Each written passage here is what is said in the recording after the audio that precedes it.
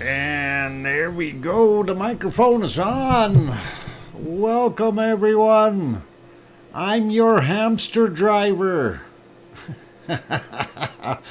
Thank you, Tanto. Of course, I'm the one and only, the good, the smiling, the beautiful looking, handsome DrFox2000. And yes, I'm here somewhere in the world. Edmonton, Alberta, Canada. Is that a Krakatoa live? No, it says a Krakatoa volcano archived footage on the bottom of it. I think that's an indicator that it's not live. That is, it's archived footage of a Krakatoa, or Krakatau, sorry. Anyway, welcome everybody. I'm your wonderful host with driving the hamster today. I'll have to keep that changed. Of course, I'm DrFox2000 here in Edmonton, Alberta, Canada, the Great White North, which is melting. Hope everyone has some igloo insurance, at least up here. They are going to need it. Anyway, glad to have you all on board today. And of course, you're watching VolcanoX live stream. And we pulled out some different canned footage. This was from, what is it? I think April 23rd of last year. Yeah, April 22. And that is Krakatau, of course, in Indonesia. So all cool. Anyway, already coughing. Wow. Nice little Canadian hamster. Yeah. Oh, the hamster driver. Absolutely. That's what I'm going to be today. Hang on, I got extra audio here somewhere for some reason. I'm trying to figure out where that's coming from before I get nailed with some kind of infringement upon somebody's rights. Some audio claim or something. Just moi. Just moi, where are you from? I'm curious. You might be. Are you from Quebec, perhaps? Je ne peux parler français. But Tanto does speak Français. He's a friend of mine in France. I'm French. Oh, okay. You're not French-Canadian, you're French-French. A French-French guy. Okay, gotcha, and welcome, Juste et moi. And like I said, je ne peux parler français. Okay, comprise. Okay, I didn't understand that part. Careful, keep it in English if you can, please. That would be nice. We would appreciate that. Anyway, welcome. Glad to have you on board. And let's see, let's get going. Okay, nice, Dr. Fox, but for me, my English is so bad. I'm sorry, but I try to speak. Okay, well, you are more than welcome to do what you can. And if you really get in trouble, I don't mind if you use Google Translate. If Google Translate doesn't work for you, just maybe say, please help, and say, I don't know English for this, or something, and then write whatever you need to, and we will be trying to help you out. I understand sometimes the English language is not all that easy, And it may be for those who have learned it over the years, but it's not always that easy. It is my second language after all as well. So, and okay for Google Translate, perfect. The Martian has landed. Welcome, Martian.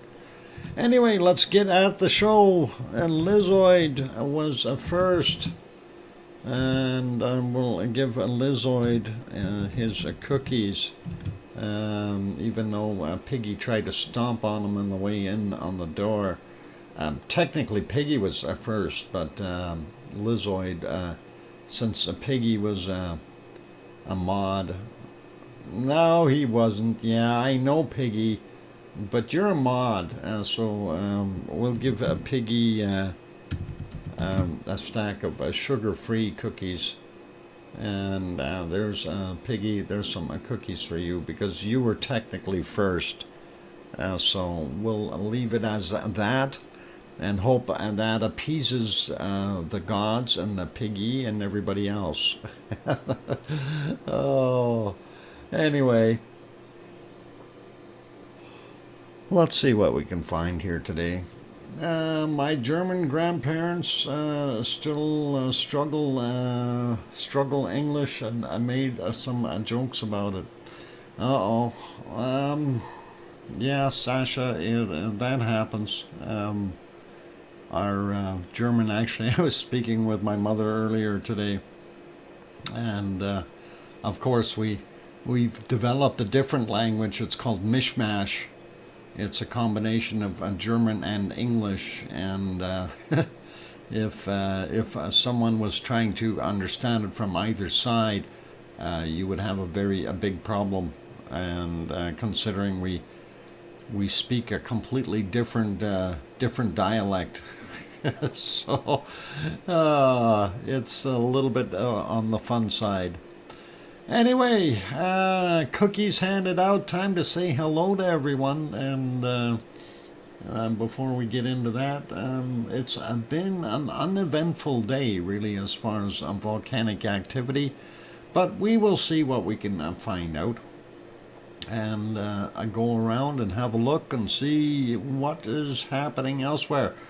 So welcome to all of you, and we'll say bonjour to Tanto, as well as welcome Hermione and Fluffy, and aloha to Kathy, and welcome Mars. I don't speak Martian, so welcome Mars 2028, and welcome of course our wonderful Piggy. And Lizoid is here. Alba Girl also in the house. Sue Hayes on board. And Juste à moi. And welcome, and glad to have you on board from France as well. And Sasha is here. John Raper. Wormhand. Welcome all of you. Kevin Haynes. Did I say Alba Girl? I might have. Welcome anyway. Let's see, scrolling up here, we got John, we got Kevin Haynes, welcome. Henry Nelson in the house, welcome Henry. And scrolling up, looking for more wonderful names to see who else we got in here. A lot of chatting going on. Bill Kimmel, welcome. I'm glad to have you on board. Did I say hi to Alba Girl? I think I did. Kevin Williams also in the house. And let's see, still scrolling up, looking for more wonderful people. Since you're all wonderful people, that's not hard to see others on here. Judy M is in the house. Welcome, Judy.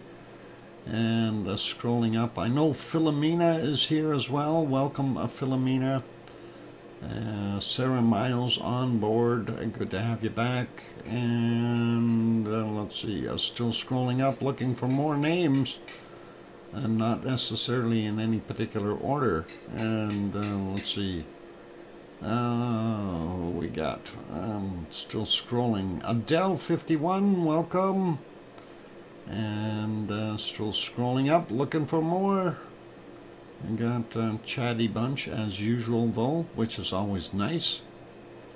Johnny Gonzalez, welcome back. or should I say, Buenos dias. Or yeah, I think that's good day anyway. Hopefully that's right. And still scrolling up a little bit more here, looking for other wonderful people. And we got Sasha, we got Sarah. Yeah, still scrolling, trying to catch everyone. Ken Wilson. Yeah, Ken, if you're listening, I hope you get over your COVID issue there. Unfortunately, it's not good that you caught it, but hopefully your recovery will be quick. Linda Schoof saying hi from the road in Kentucky. Linda, keep your eyes on the road, please. And welcome. And we got Lizoid. Yep, we got him. He got the cookies. And still scrolling up, and I've scrolled up as far as I can. I don't see anybody else up at the top. Going back down to the bottom. So let's see. Did I miss anyone else? Yeah, already have a Piggy a long time ago. Oh, okay. No, that was from Philomena. All right. Looking to see, just in case I missed anyone at the bottom here. I think we got everybody for right now. Anyway, no worries if I did not call your name out. I do say hello to you anyway. Some people are hiding in the lurkers lounge, that kind of thing, or just peeking in and not chatting. That's fine as well. We don't mind you doing that. It hopefully will be an interesting show. You do not speak any, because I am a Portuguese. Oh, well, we won't hold that against you, Philomena. That's all right. Dr. Fox, when you find out what's going on, please let us know. Well, I don't know what the heck is going on outside, but I keep hearing hammering, and that kind of makes me wonder. And of course, this morning started out with a skunk in Bunnyland. That was kind of interesting, chasing that poor bunny all around. Okay, you heard it too. All right. Anyway, Can Lavon there, of course, is from Krakatoa back in last year. I think I said the April 23rd of last year. And you can see some of those wonderful lightning flashes and things like that. Is the skunk building a hotel for its skunk friends? Henry, I certainly hope not, but it sounds like it's across the street. So as long as we keep getting the northwest wind, we'll be okay. Really, seriously. If it changes to coming from the south, we're in trouble. Big time. We don't want any of that. Anyway, I did show the secret volcano earlier, and I know that it is very difficult today to figure it out, because, and I will show that again, and I did that on purpose because everybody always seems to be guessing real quick. So I figured I would get a shot that you guys are going to have a real hard time with, and that is this one, of course. So, and the only hint that I've given out so far is that it is not a shield volcano. Somebody was saying it was a shield volcano. It is not. That is the only hint I'm giving so far. So, yeah, it definitely is not a shield volcano. But beyond that, I'm not going to say anything. We'll leave that be for right now. You guys can guess that after we have our wonderful bacon seeds. So, question for you, Tanto. How do you say bacon seeds in French? Bacon seeds in French. How do you say that? That volcano is in my garden. Uh-oh. I hope not. If that's in your garden, you better run. It did bad things. Granet de bacon. Okay. Is it? Did I say it right? Granet de bacon. Good day, Dr. Fox from John Raper. Thank you. I hope I said it correct. Yeah, granet de bacon. Bacon seeds in French. All right. We'll have to remember that. Or try to. Look at that flashing. Wow. Anyway, that is a Krakatoa from last year, and I thought that we'd share that footage. It was kind of neat stuff and something slightly different to look at rather than the regular material that we see. But let's get on with having a look around real quick, and I think we'll start out by having a quick peek at Hawaii since we didn't look at it yesterday. And we'll stop that, and we'll get rid of that big banner there. And there is, let's get rid of that other little banner too. How about that? There we go. That is what's happening in Hawaii right now. And that is what we've got going on at Helemaumau crater. And it's still smoking. And looks like it's deforming a little bit.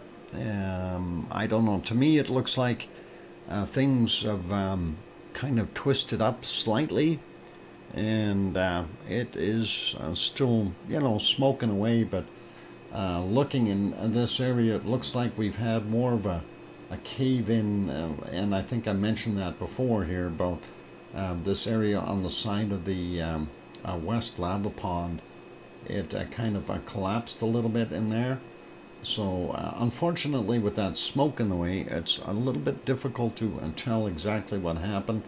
Almost looks like this has risen up here a little bit as well, and that is a little odd. It's either everything else is slumped down or this has risen. And this, of course, is the original Pig Island over here. And seeing this is kind of different and newish.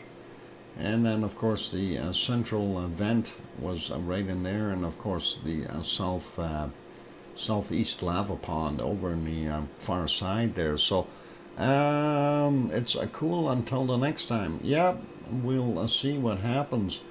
It is definitely cooling off, and we'll see how much it contracts, and we'll see if we do get it caving in, and that could happen as well if the lava / magma underneath there decides to go other places.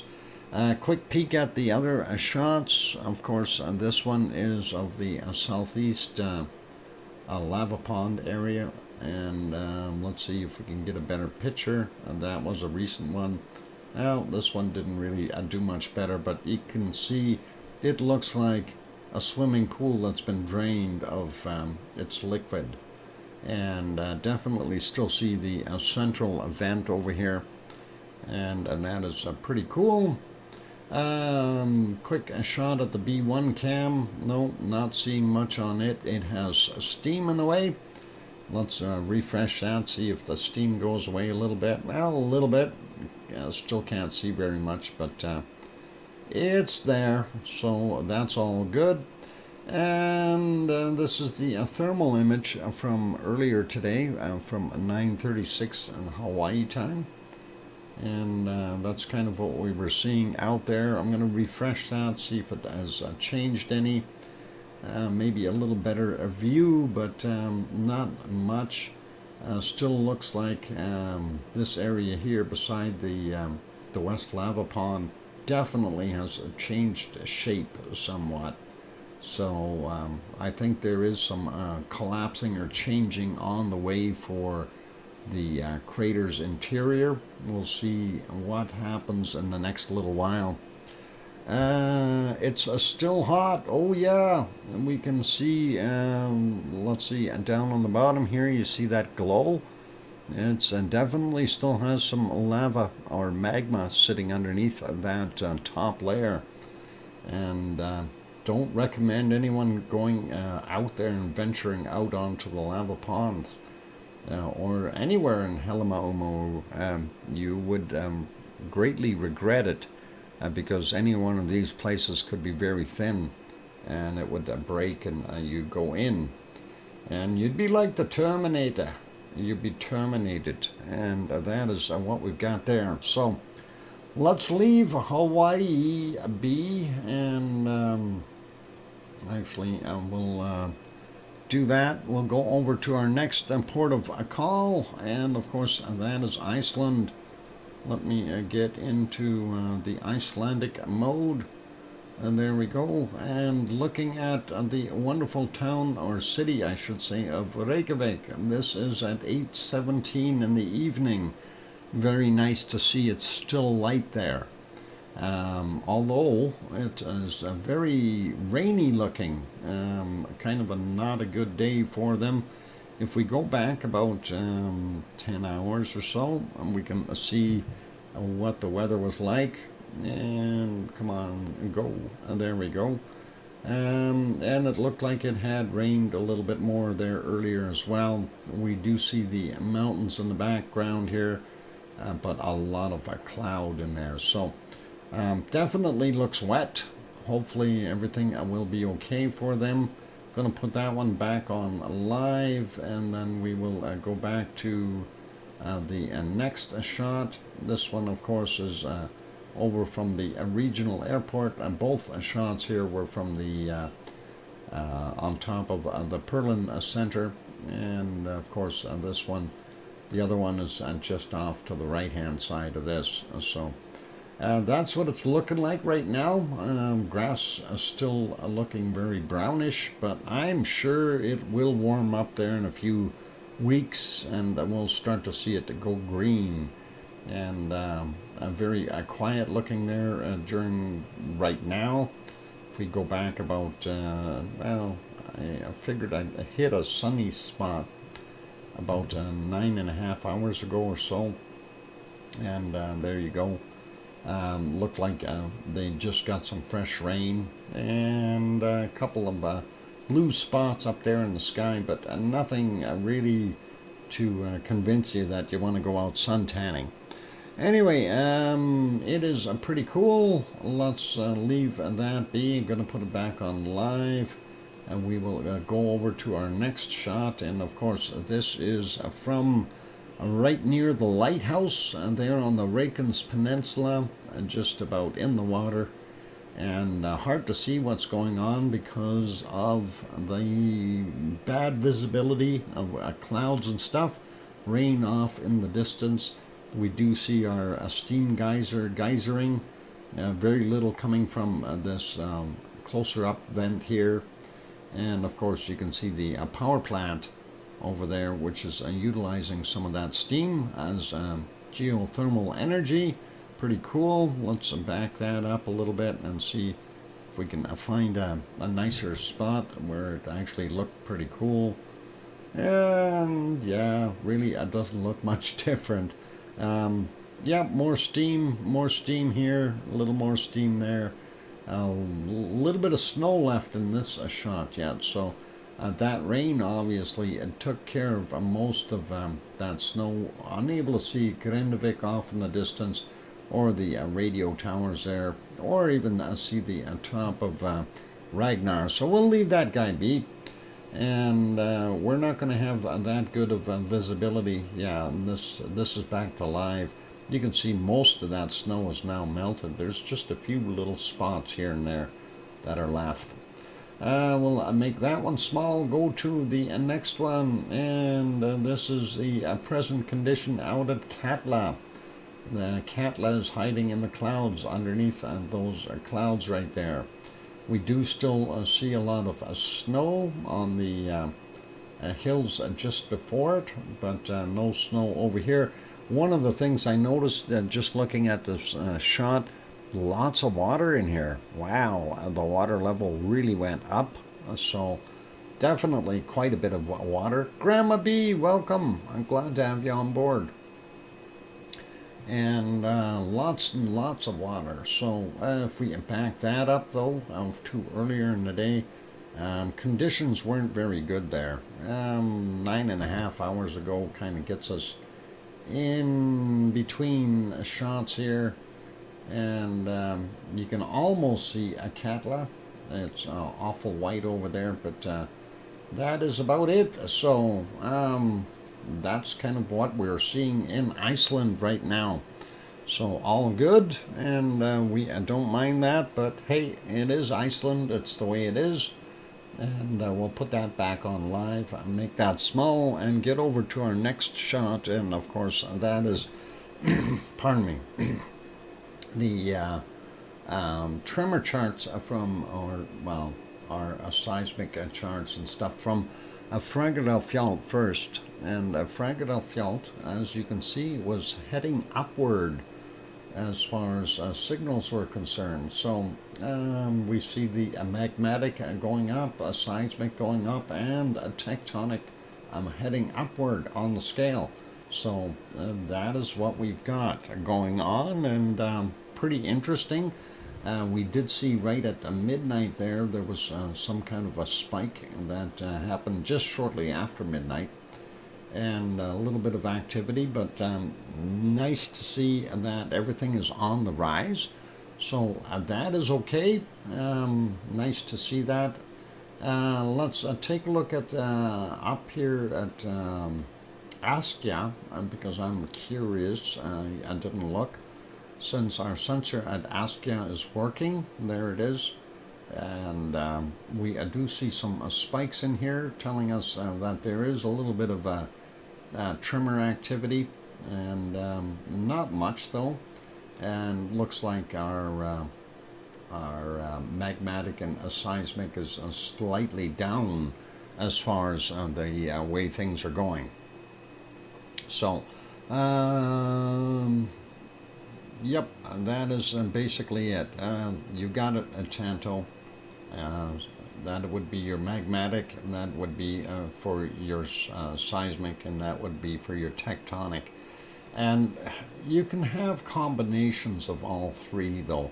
And you know, when we look at the frequencies, it's more or less what's frequency driven, what we see, but that's the best way to describe it, or the easiest way to describe it, I think. And I've spoken with Yvonne Kunkel as an example. She's, being a volcanologist, I'm trying to kind of get what's the easier way to explain it to people, and that is more or less what we've got. So anyway, let's scroll down, and we are going to go take a look at some of the other ones real quick. And let's take a look at the next one. Will be for Grimsey. And we can see it went up and it went down, and yep, up and down and kind of back up again. So very big changes there, dropping off fairly quickly. Kind of makes you wonder what is going on underneath there, but we'll leave that be. Of course, Grimsey is one of the, it's the furthest north populated point there in Iceland, and it's actually an island by itself. And then of course Grindavik, which is to the southwest of Fagradalfjall. You can see it too was heading upward, and we see it has its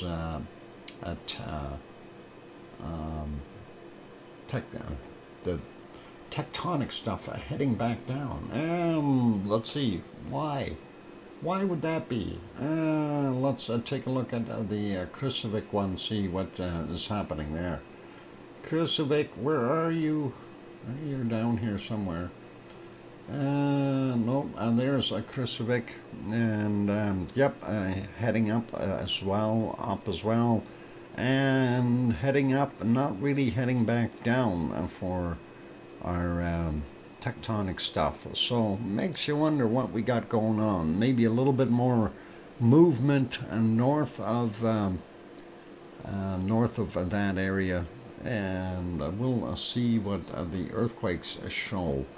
So looking at time, we've got enough time to go have a look at the earthquakes, or some of them anyway, and we'll carry on from there. I'm putting this back on Fragedalfjeld so we can find it later, or I can find it at an easy glance anyway, and that should be right around there.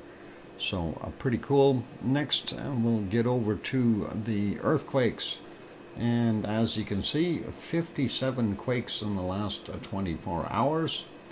And looking at what we've got here, of course that is all of Iceland. We got most of them on the Reykjanes Peninsula. Actually some out in the water here, which is kind of interesting. 2358, we had a 1.28, 10 kilometers down there. Then a 1.07, also 10 clicks down, 16 minutes after midnight for that one. This one is 13 minutes after midnight, 1.91, 10 kilometers down. A 0.85, also 10 kilometers down, 22 minutes after midnight. This one is 8 minutes after midnight, 1.3, 10 kilometers down. And 14 minutes after midnight, a 1.15, also 10 kilometers down. So all at the same distance down. Something is happening down there. I don't know what's going on, but interesting. Then we've got from 3:45 a.m. a 0.67, 5.3 kilometers down. Next one is 0.4 from 3:48 a.m. and that is 3.6 kilometers down for that guy. For those who aren't familiar, this is Keflavik, the Keflavik International Airport, Keflavik, Reykjanesbar, Yardvik, and then if we go over here, there is the famous Blue Lagoon and the power plant. And then if we stay zoomed out a little bit, that is the town of Grindavik down here. And we did have this quake, a very small one, 0.27, 2 kilometers down, and that came in at 11:47, right underneath the mountain over there. Interesting that that is there. And our Fragedalfjeld area, of course, is this outline right in here. And you can see that it's kind of a pointy thing. Anyway, looking at it, we did have one quake there, a 0.52, 7.7 kilometers down, 38 minutes after midnight. And that is likely what set us off with that extra stuff. The circle, I didn't put that there, but that happens to be where Ragnar is located. And then, of course, over here is where the Siggy Fissure is for the other two. Now, getting over here at Kristavik, there to the northeast of Fragedalfjeld, we do have several quakes. 1.02, 4.2 kilometers down, 5:30 this morning. And then we've got this one, 0.43, 3.5 kilometers down from 1:41 a.m. And from 1:14 a.m. we have a 0.84, 3.7 kilometers down for that. On the other side of the lake, we have a 0.8, 5.6 kilometers down from 8:32 a.m. And 0.8 over here, 5.3 clicks down, 8 minutes after midnight. The other two here is a 0.58, 4.7 kilometers down from a 3:12. And at 3:11 we had a 1.1 in magnitude, 6.12 kilometers down. And sliding over a little bit more, seeing what else we've got in the Reykjanes Peninsula. 0.49, 3.6 clicks down from 10:33. And then a 0.6, 2.8 kilometers down, 13:28. And 0.43, 4 kilometers down from 14:17. And this one here, 0.46, 7.2 kilometers down from 11:51. And we'll grab this guy first, and that's a 0.96. This is a Katla or Hekla over here, and that's Katla. So that's a little ways from Hekla. 0.96, 5.8 kilometers down, 7:23 this morning. And then we've got a whole mess in here.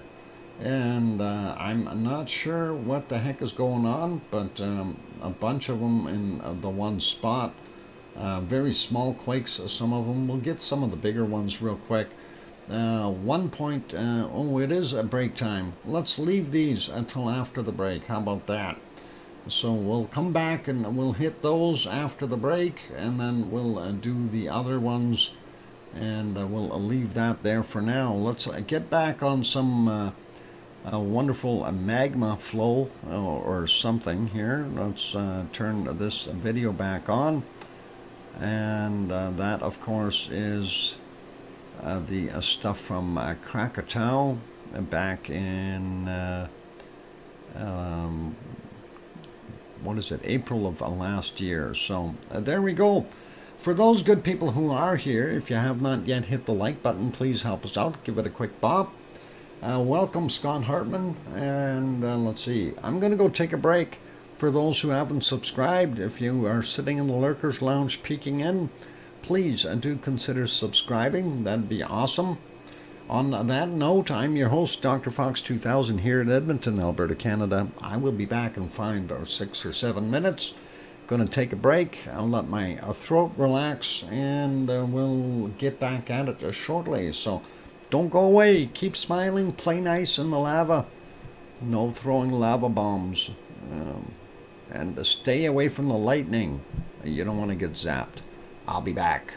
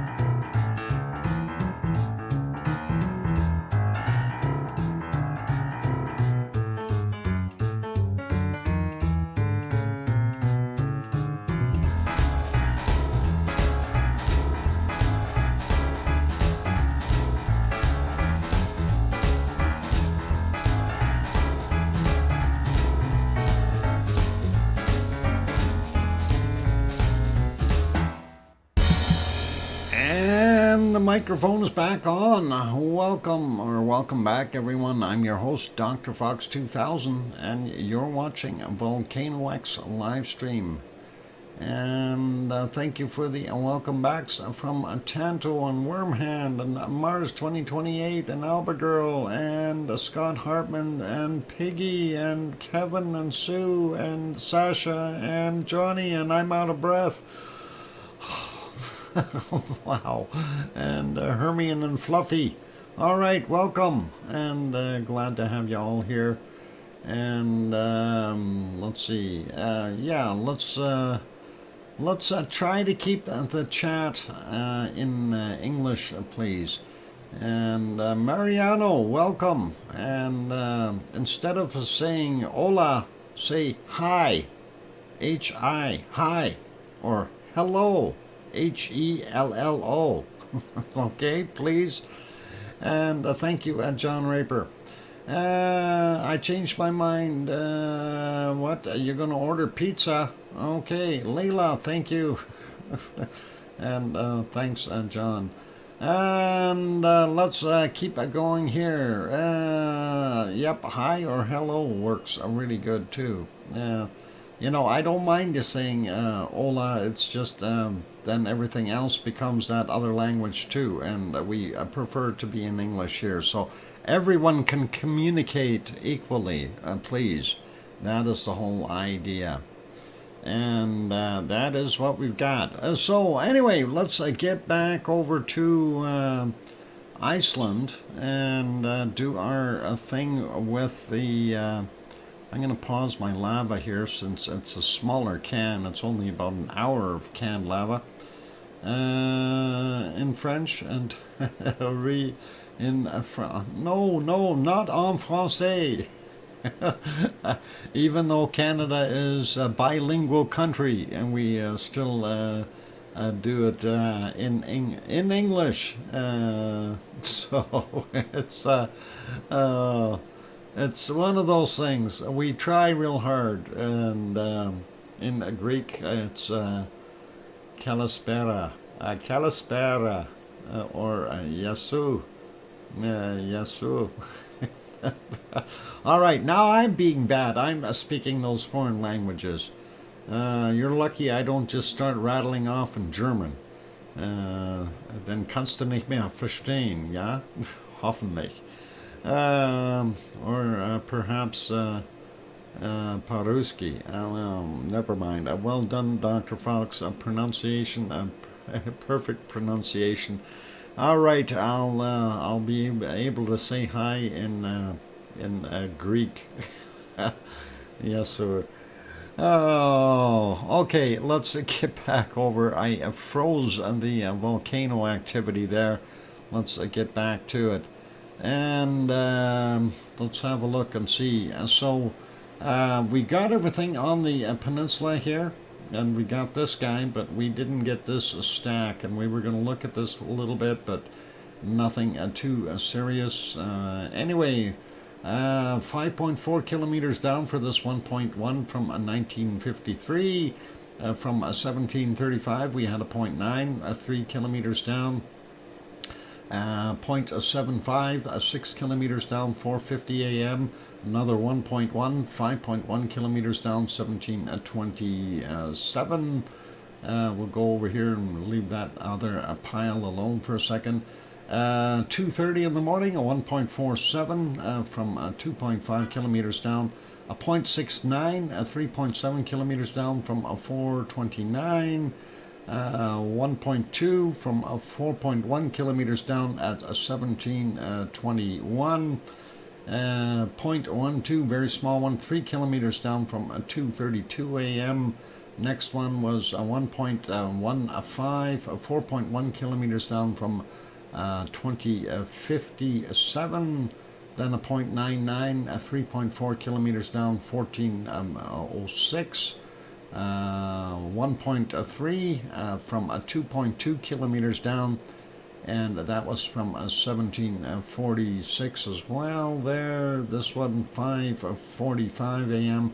0.22, 2.3 kilometers down.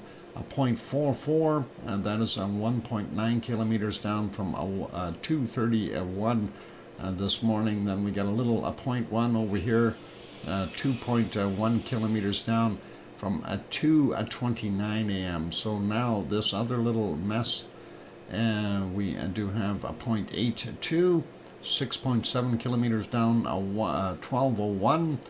0.92, 6.2 kilometers down from 4:26 a.m.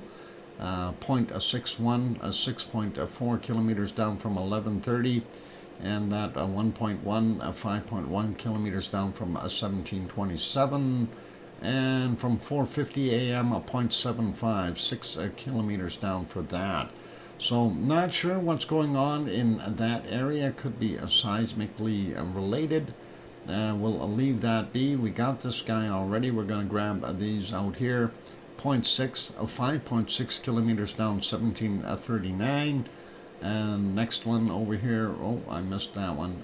From 19 minutes after 10 a.m., 0.15, 1.3 kilometers down. We got a 0.82, 4 kilometers down from 1500 or 3 p.m.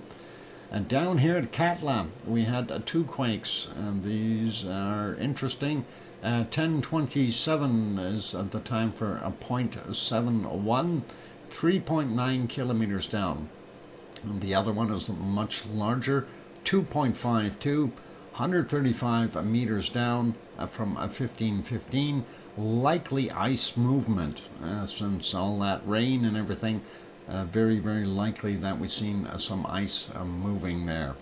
This one over here, 1.04, 5 kilometers down from 2116. And this one kind of halfway between Bardamunga and Grimsvatn, and is from 3:24 a.m., 0.62. And that is 233 meters down. I'm not sure what's going on with that one. That might be ice, but then again, may not be. And going up a little bit further, Askja did have one. This one is from yesterday at 23:21, 1.63, 2.6 kilometers down. Then over right beside Herdebreit, we have a 0.2, 5 kilometers down, 17:15 is the time on that. And sliding up a little bit more, we see a 0.1, 7.1 kilometers down, 18:31 for that. Then we've got a stack of 4 very small quakes though, 0.01, 4.3 kilometers down, 4:05 this morning. 4:42 this morning we had a 0.29, 8.2 kilometers down. Then a 0.32, 5.4 kilometers down from 5:46. And this one from 4:52 a.m., 0.67, 3.7 kilometers down for that one. And let's grab these two out here, 0.49, 10 kilometers down, and that is from 2:28 in the morning.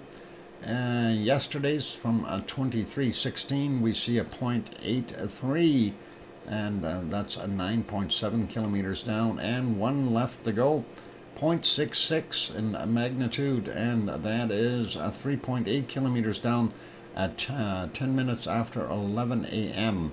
And there's a Grimsey for those who don't know that it's up there. And that is our northernmost inhabited point there in Iceland. Anyway, those are the Icelandic quakes for today, and nothing really special or interesting to scare us off. It is pretty cool though, and if you want this map, you type in earthquake 3, all one word, and you can get this map. Earthquake 2 gets you one of the other maps. Earthquake by itself gets you the third map. So we got 3 different maps showing earthquakes there in Iceland, and you are more than welcome to utilize any one of those. Let's, speaking of Iceland, let's head down that mid-Atlantic ridge. We'll go way down there to the Azores. I don't think there was anything happening in the Azores, so we'll make this really quickly. And let me get over to it. Oh, and that's not the right page. How about I pick one with the Azores picture on it? There it is. Yeah, that is, we are on the island of São Jorge or São Jorge, and there's the village, or one of the villages or towns, and the harbor. Normally you can see Pico Island, but you can see we've got nasty clouds over there. I'm surprised it's still light enough that we can see some light up there, but don't see too much happening. This, of course, is the cove we normally look at to see how much white water we've got coming in, and see how rough the ocean is. And we're just not seeing how rough it is. So the kind of bad weather there, really bad. You can see some lights over there from Pico Island as well. That's pretty cool. That is about 18 kilometers away, by the way. And just a quick peek at the one map.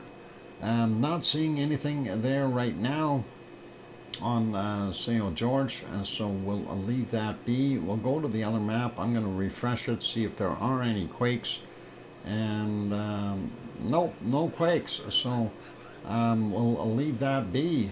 And there's your wonderful Azore Islands, and of course for those who aren't familiar with them, that is São Jorge. There's Pico Island, Fayal Island, Terceira over here where the other volcano is. So there's the volcano considered to be right in here, and this one are the two that show on the map. And the other island here is San Miguel, and we'll leave those be. So let's carry on. I'm going to put it back to here.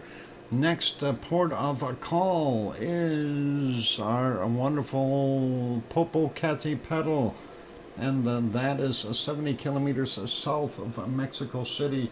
Just got to go find the right screen to get on here.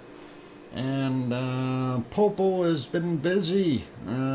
It's been off-gassing like crazy, but it really hasn't done all that much as of no major lava outputs or anything like that.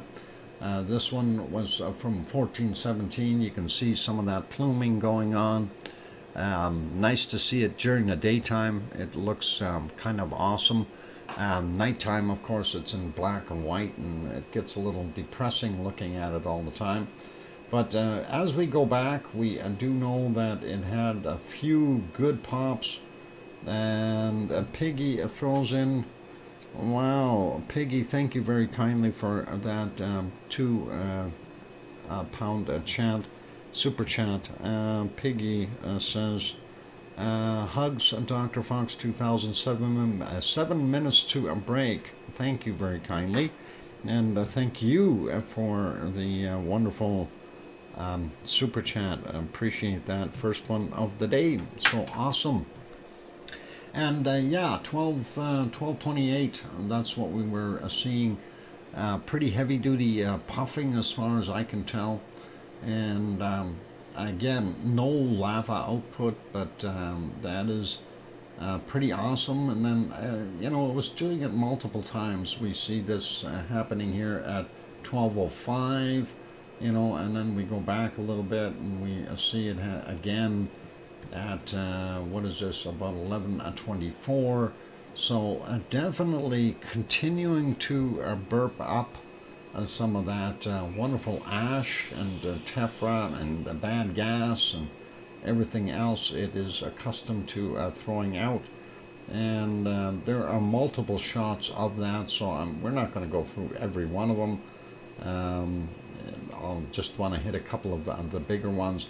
This one was kind of nice, 8:38 a.m. You can see it was really billowing out, and I'm advancing it 5 seconds at a time so we can see it a little bit quicker. And lots of ash. Don't be anywhere near it. You don't want to be too close. And let's see, we can find another one or two really good ones earlier in the morning. The golden times, it was kind of looking interesting, but nothing major. If we go here, you can see the sunlight kind of lighting up that smoke plume. And we know there was a bunch of ash and everything else included in it. Did try to see if there was anything happening. This is going back to 5:25 a.m. and of course in black and white mode. You can see the stars are really wonderful in the background, and of course we know there's lots of lava in the caldera, except for it just doesn't want to come out.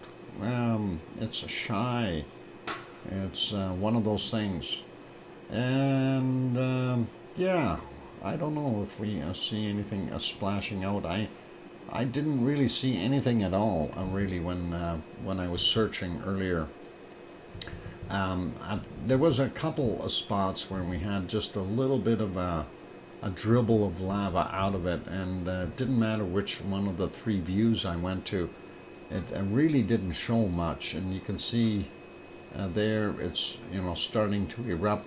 Every once in a while you see there's a little bit flying up and dropping right back into the caldera, so it is there, and that is okay.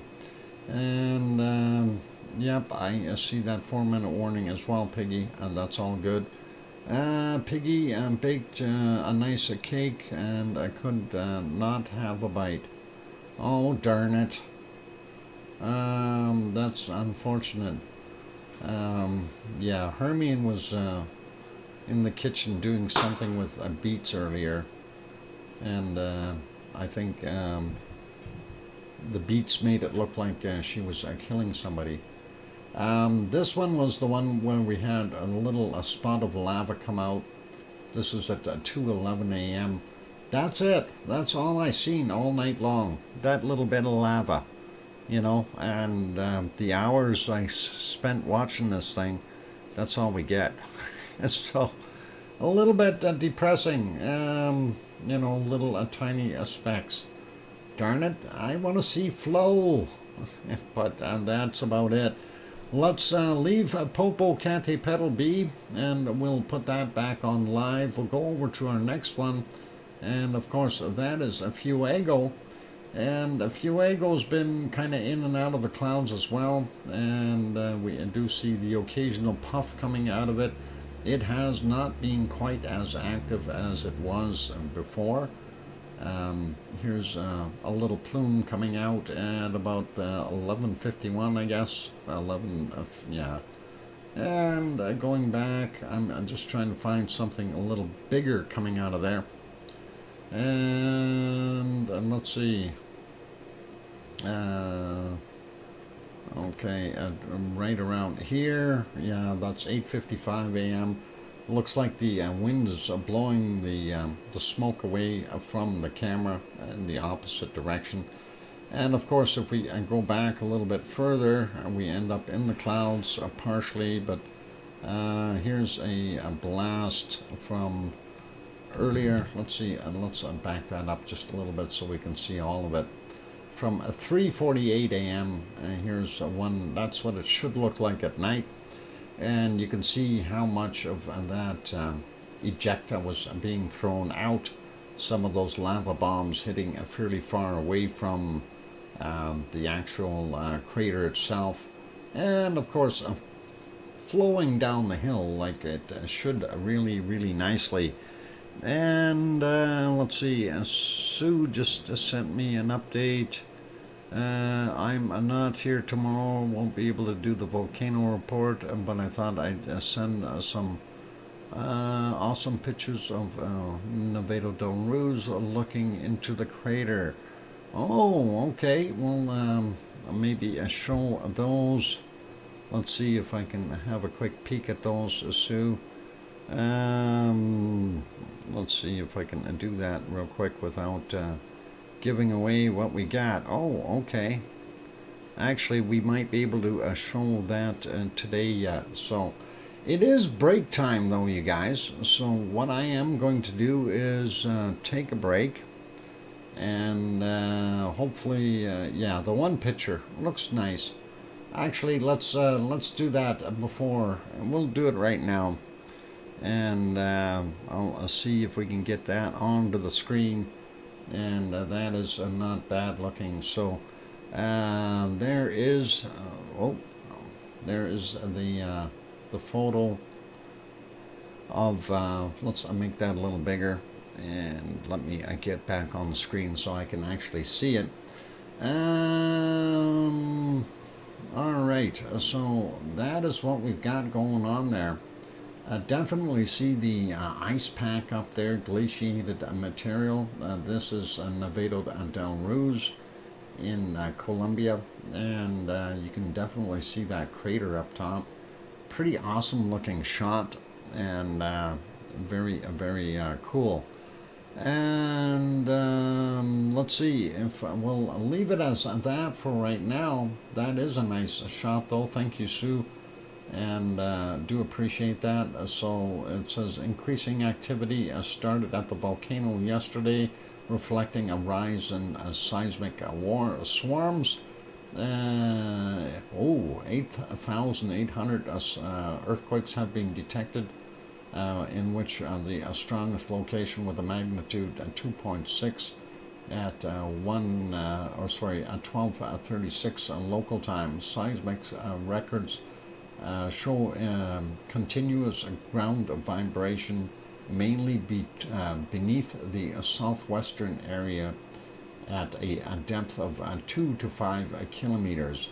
Magma at a shallow depth is presumably able to pressurize and fracture surrounding rocks and allow it to rise further. So elevated amounts of gas, water, and possible magma likely generating a seismic energy.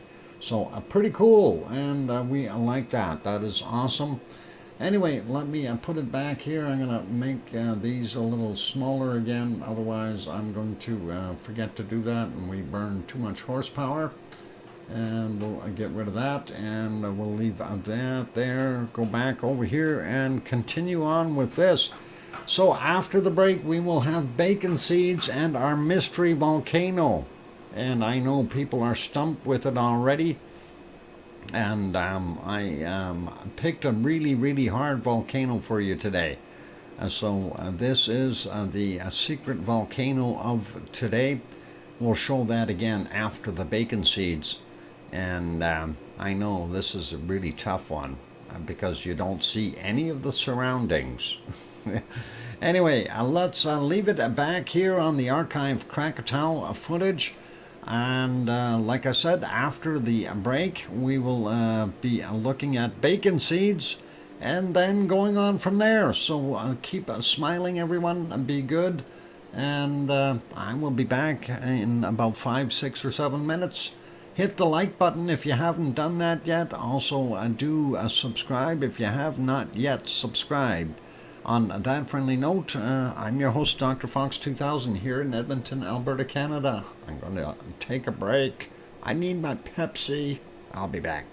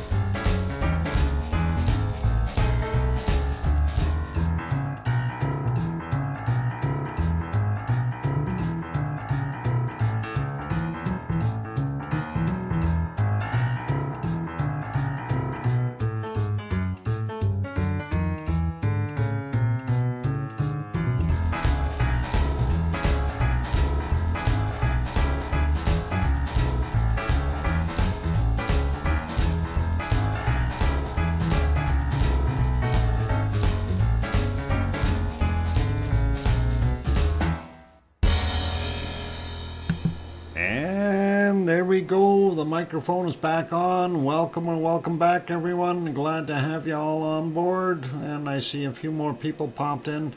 Aloha to Mark the Shark, and welcome Jane Mary as well, and Layla in the house. And good to have you guys here. Thank you for the welcome backs from Piggy saying, welcome back, sir, Dr. Foxy.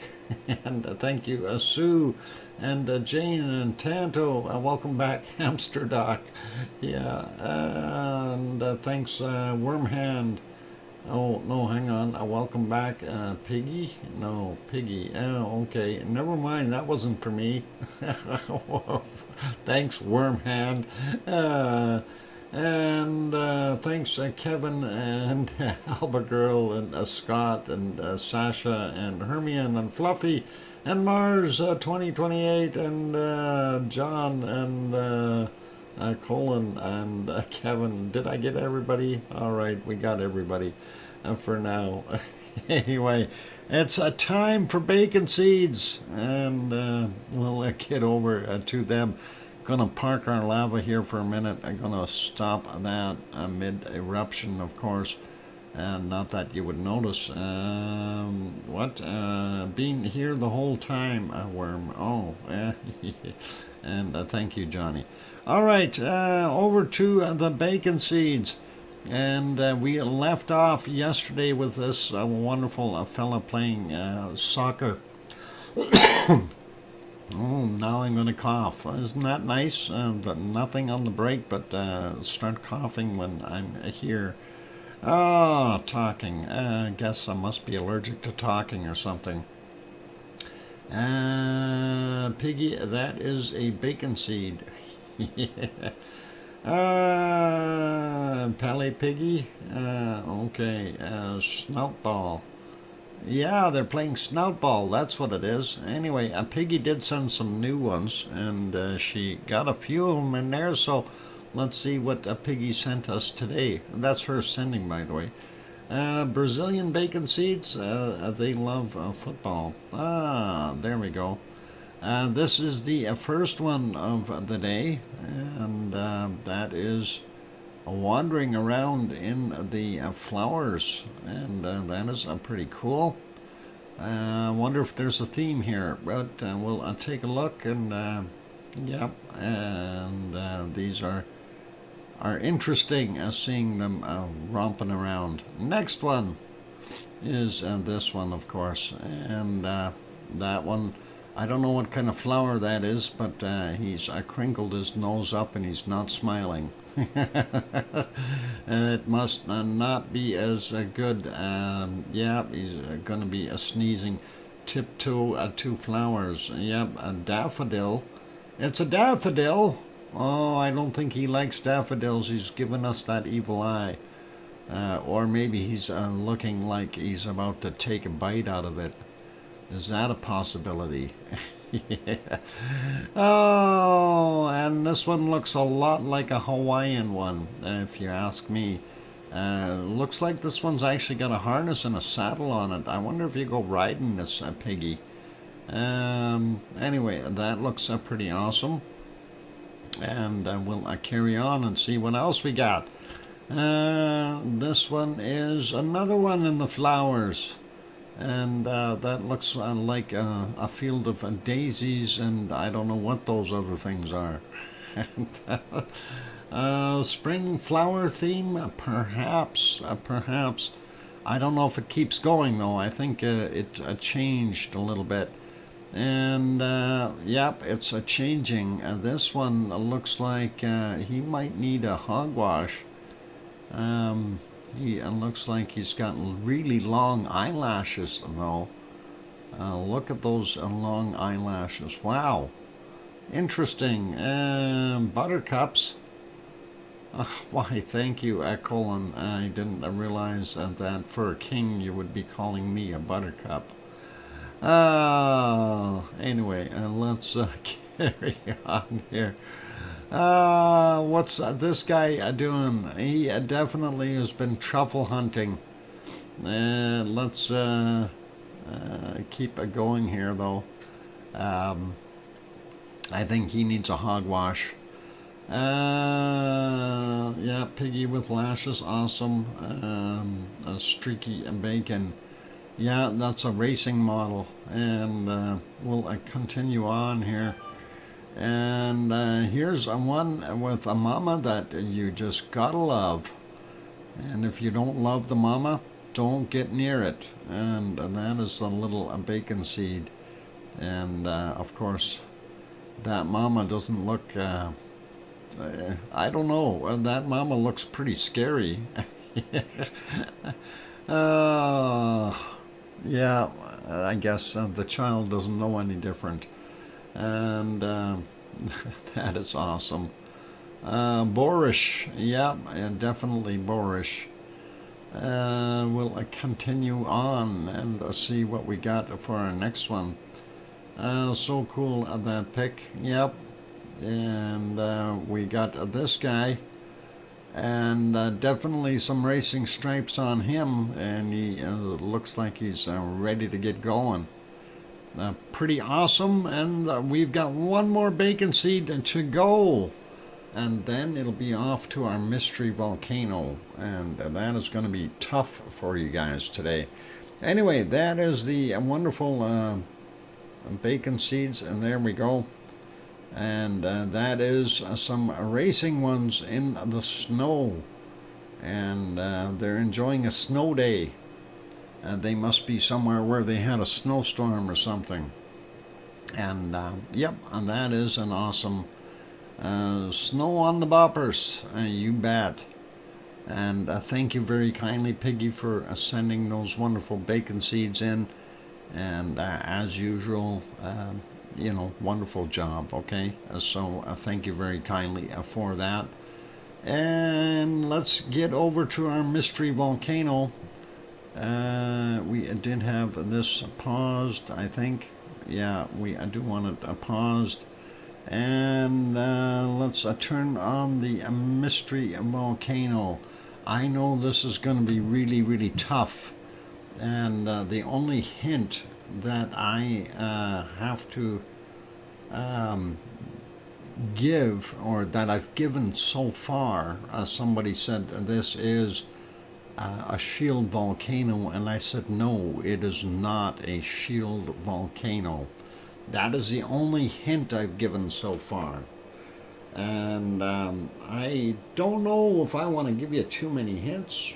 I want to keep you guessing. Oh, I know, that's being really mean.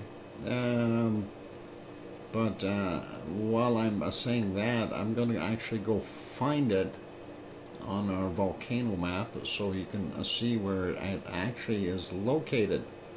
And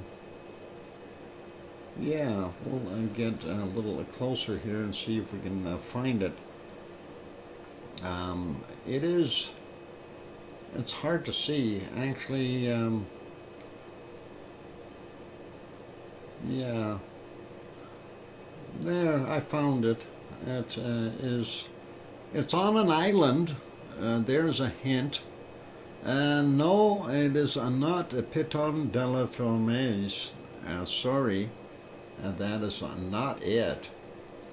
It's not White Isle volcano either. And let's see. And no, that's not Sakurajima. It's not Fisher 8. It's not Erebus. It's not Wakari. Sorry. So far, no good guesses. All right, I'm going to give you a little bit more of a hint. It's in the Ring of Fire. Okay. I know, that gives you all kinds of volcanoes to look at. So far, pretty much everyone that was mentioned was in the Ring of Fire. No. Kathy, no, that is not Alaska. And no, Piggy, that's not your volcano either. Sorry. No, Krakatoa, no, sorry, Kilauea, no.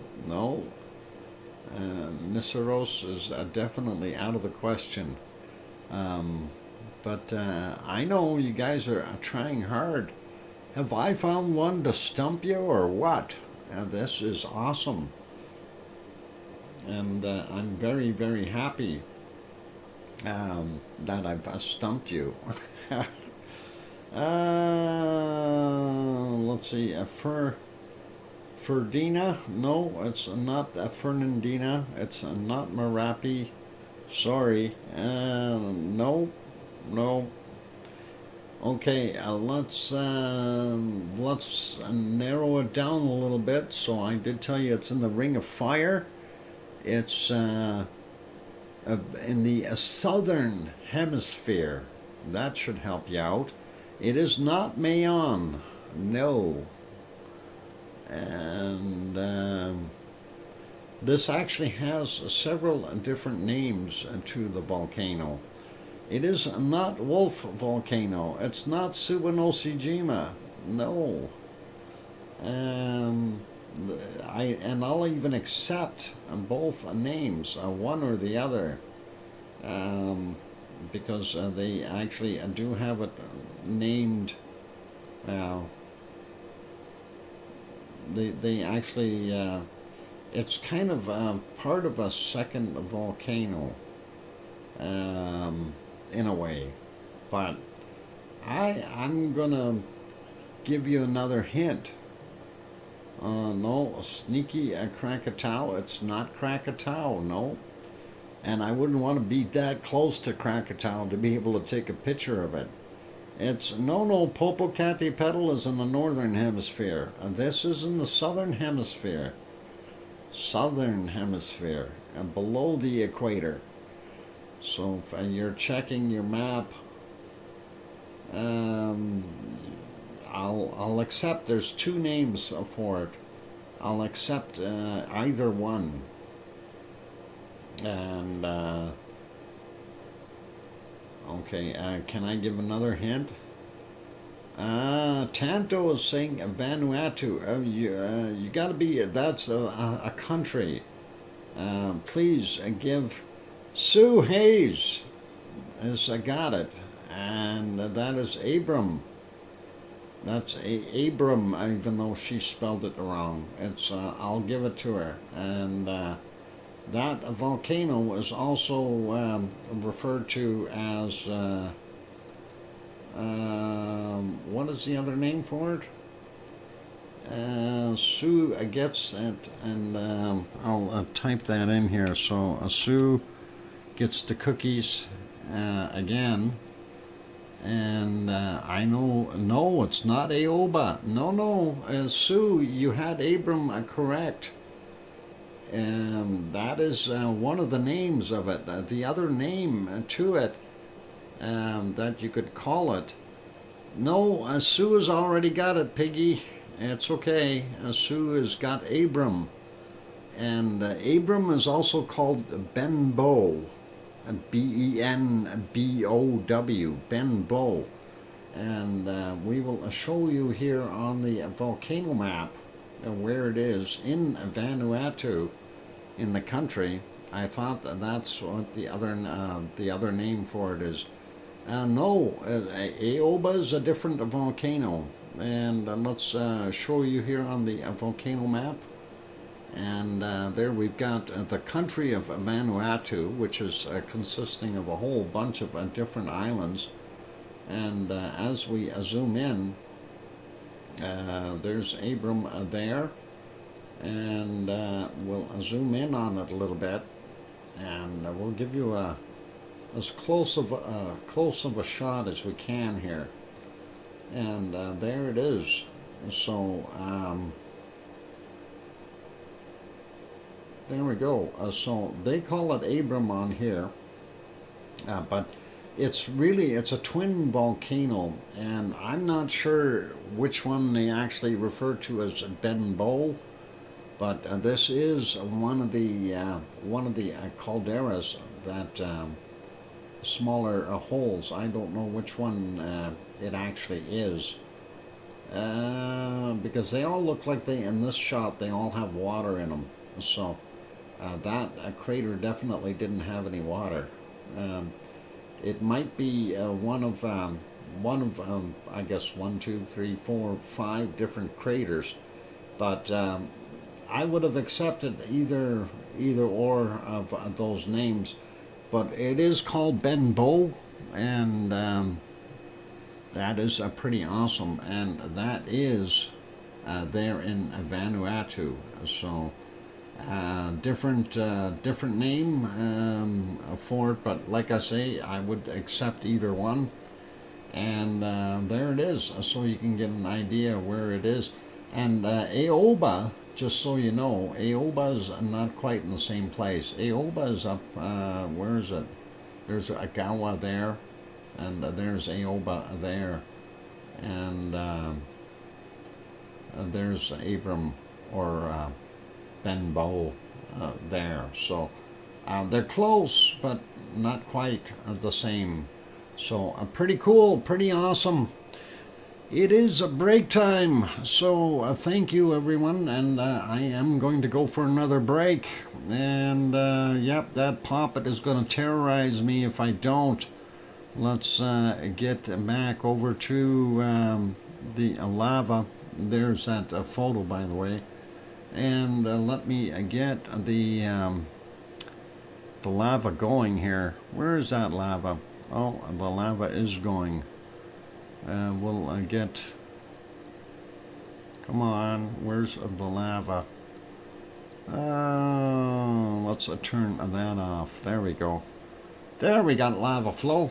Alright, so for those good people who are here, please do hit the like button if you haven't done that yet. Also, if you have not yet subscribed, consider subscribing. That would be awesome. And after the break, we will take a quick look and see if we can run another one of those educational videos, and we'll see how that goes.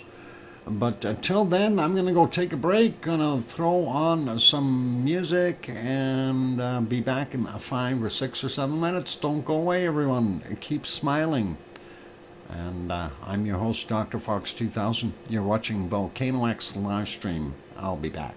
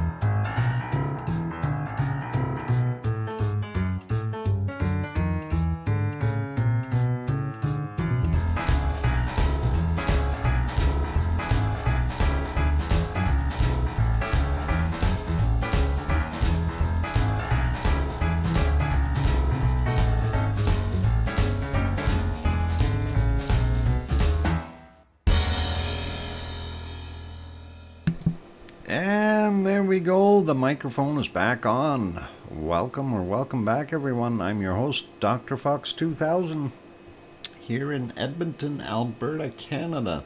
And, the construction has taken a break across the street, which is really nice. Thank you for the welcome backs from Mars 2028 and Sue Hayes and John Raper and Wormhand and Jane and Kevin and Albagirl and Hermione and Fluffy, and that is awesome. So let's carry on with our wonderful stream, and we'll get to our next destination around the world, since we got all kinds of places to go and volcanoes to look at, even though some of them aren't doing as much as others. So I'm going to pause this video and we'll get to our next victim. And uh-oh, I'm not looking so good there. That is, of course, our wonderful Merapi in central Indonesia, or central Java, I should say, in Indonesia. And if we go back a little bit, we do see a little bit of lava at the tip of the volcano, but we also see some clouds. And if we go back a little bit more, I think we can see it come out of the clouds and see more lava. So let's see what we can find here. It seems it hasn't been quite as active as it was yesterday, but we do still see some nice bacon flowing. So really awesome to see that. Close-up view there, a little bit better shot, and looks pretty awesome. You can see the flow coming down the hill, and of course those flows, the really heavy ones, will flow up to about 2 kilometers coming out of there right now at this kind of pace or rate that they're going. It's probably only going to make it about 1 kilometer or so as it gets to that central junction point here and starts to fan out a little bit. And it continues to do that, and it's been doing a lot of that. There you can see it on the black and white, and you can see how much of that material is really glowing in the IR light, and pretty cool to see that. Anyway, it did that a bunch of times, so I don't know if we want to go back and we'll take a look at a few of these. Here's another one that was a while back, another hour or so before. This is at 12:30 in the morning for them, and that's what we've seen there. And I'm trying to find, there was a bigger one I wanted to see, and I think that might have been around here at 11:37. We'll watch that come down the hill. That looks pretty cool, pretty awesome. And bacon, and that is awesome. Cool looking bacon coming down the hill. Not quite as busy as it was yesterday, though, and that is for darn sure. It's really relaxed in comparison to what we were seeing. The volume isn't as heavy either, so it may be out of gas. We may lose seeing the bacon bits coming down the hill here in the near future.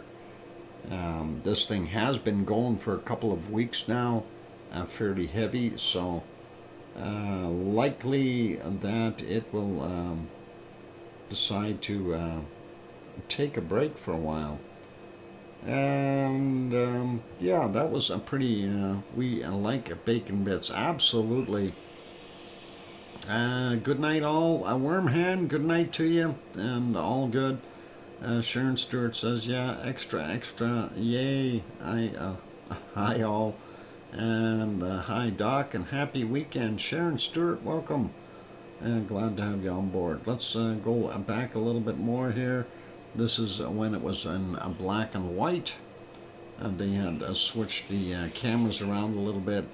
And of course there you can see that flow coming down the hill, and of course it was a very kind of fuzzy and cloudy We do see a lenticular cloud trying to wrap itself around Merapi. So Merapi gets a hattie. Anyway, that is kind of it for Merapi. And let's see, we might have one more here we can show. That was this one in the fog, unfortunately, and fog and rain. That is pretty normal for there, though. And I'm advancing it 5 seconds at a time just to expedite this a little bit.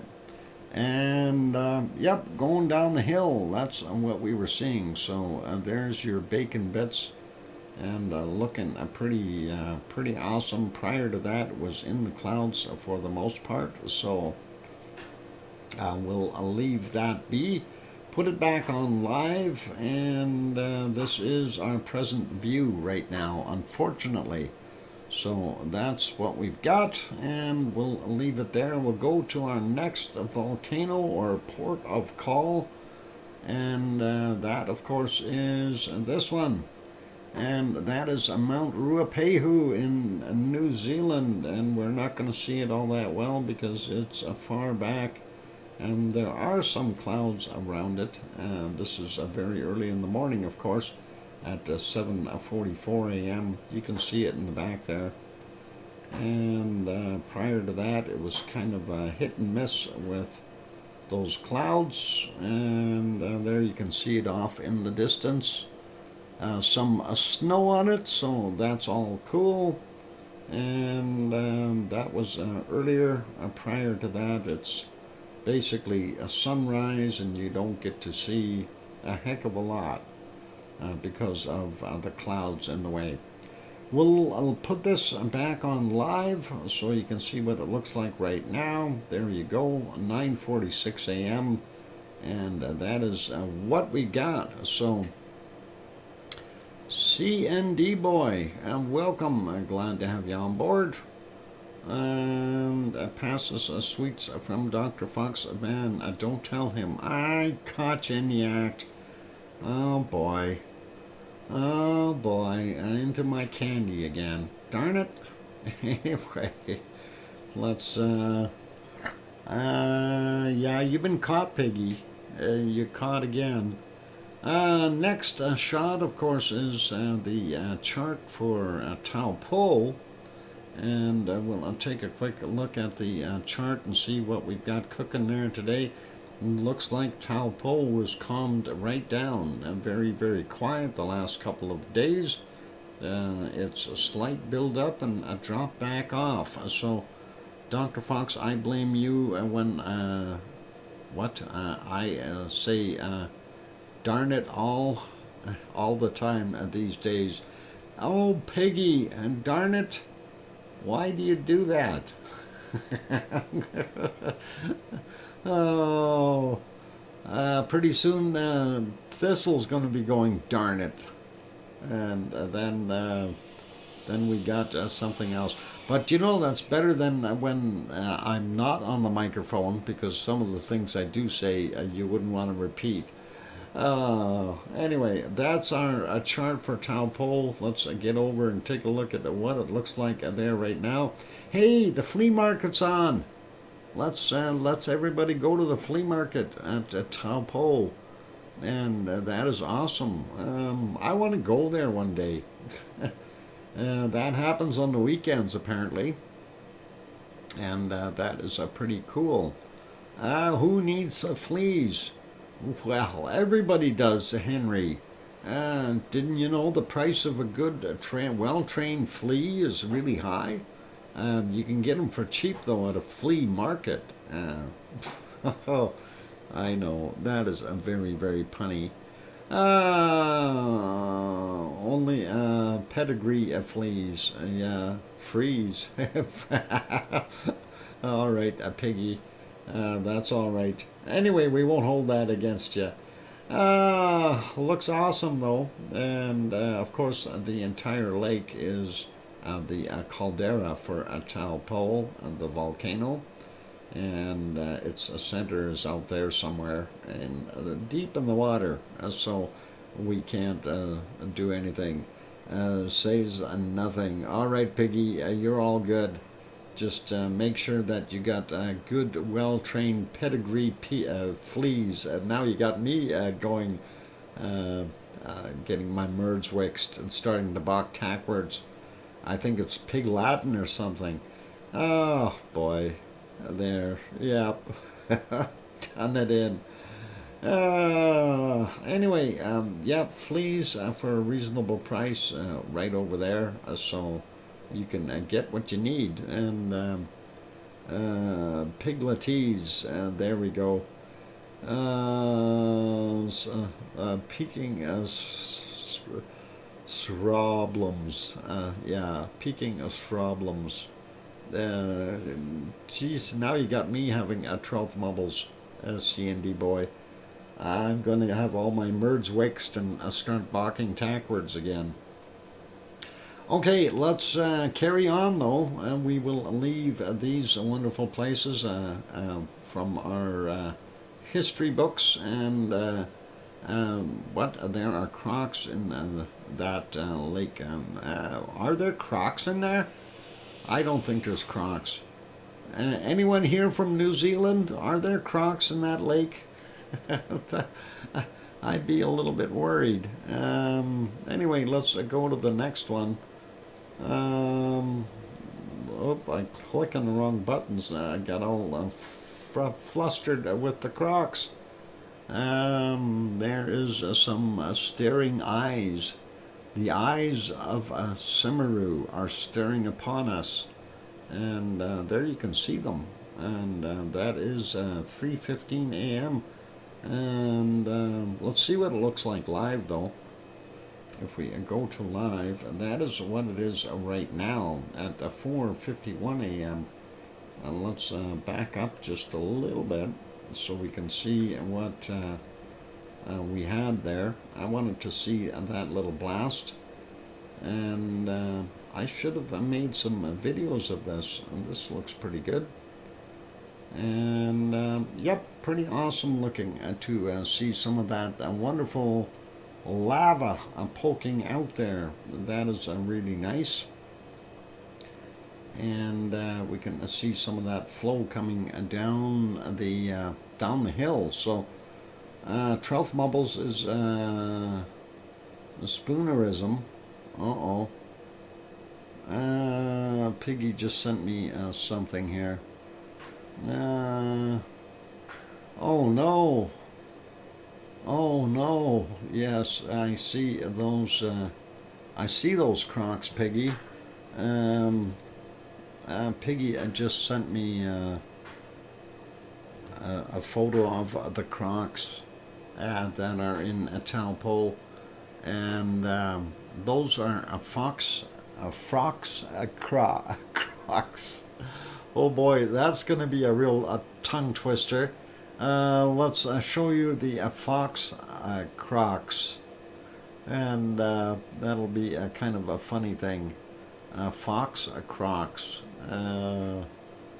Let's see if I can find them. Where did they go? Let's see if I saved them to the right folder. There they are. Fox crocs.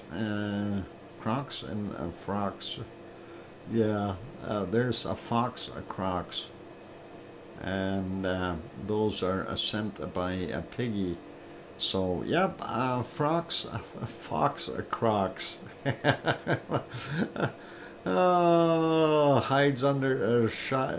Yeah.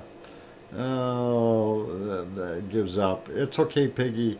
I know you got typing troubles now. Oh, anyway, that is all cool. Let's get back to the volcano. What? I got a Fox motocross riding gear. Okay, cool.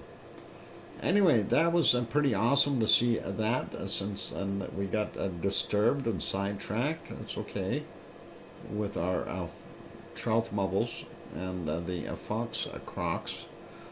And try keeping your wits about you when you're trying to say that stuff. Wow. Here's another one. You can see the eyes are starting to glow, and a little bit of a pop some bacon coming there from our wonderful Semeru. And there was a couple of little blasts coming out of there every once in a while. Be right back. I got two ginger cats fighting. Uh-oh. I hate when that happens, Piggy. Anyway, that is some nice little lava coming down the hill. Mars. Yeah. Don't laugh too hard, okay? I don't want anyone dying. That is not good. It's the ginger cats are okay. Nothing worse than ginger cats fighting. Of course not. Sure there is. If you had your fox crocs fighting, then you'd be really in trouble. Notice I'm really trying to make sure I don't mess that up. Oh, another pop, and let's see, we can get another one in here. A little bit more of that glow from the other eyeball this time. And you can see there's some wonderful lava coming down with this one here. So my boys don't normally fight. Normally, okay. Are they fighting over the fox crocs? Is that what the problem is, Piggy? I was feeding my old sick cat. Hope your cat is okay there, Chanto. Anyway, yeah, some wonderful bacon coming down the hill. Nice to see that. And it's all good. Must be a girl nearby, Piggy. Oh, yeah. That could happen, too. Yeah, it's either that or they both want the fox crocs. One or the other. Who knows? It's one of those things. I'm looking for more stuff here on the Semeru, and I didn't see this earlier, so this is all kind of a little bit of a new to me as far as being able to see it today. I thought their site was down earlier, but I guess it must have been working. De-thinged? Uh-oh. Don't de-thing them. They both are de-thinged. Alright. Let's see what we've got here. And there's more bacon. And two paths this time. So those eyes apparently are weeping. And I wonder if they're weeping because they're not having as much output. It's either that or they're laughing at us over the fox crocs. Anyway, did you finish them crocs? Fish them crocs out of a taupo? I hope she didn't get them from a taupo. That'd be dangerous. So yeah, some nice bacon going down the hill here, and let's take a look at another one. And this one here, we see it starting to glow and grow, and then we seen a bunch more. There should be 2 minutes to break. No problem, Piggy. I'll take that 2 minutes, and we'll work with it. A little bit more bacon to show everyone, so no shortage of bacon today, and we want to make sure everybody gets their fill, and that is very important. Kathy is going to have a napper here. I love you all. Okay, no worries, Kathy. Aloha, and have a wonderful nap. Anyway, that looks pretty awesome. So definitely bacon coming down the hill. Gotta love that, and it is always enjoyable. I may end up just throwing that into a time lapse later here, since they've got a fair amount of bacon happening. And let's see if we can find this other spot where it actually kind of popped out a little bit. It should be right around here, and we'll see if there was a little bit of an eruption up top. We see little bits of a bacon there, but no eruption yet. Moving it ahead, there we go. And that's what I like to see it popping out of there and glowing like that. So pretty awesome. And let's see, I'm just going back to see if there were a few more. And yes, there were a few more in the history of today. So we'll take a look and see what we can do to create a time-lapse of that for everyone to enjoy later.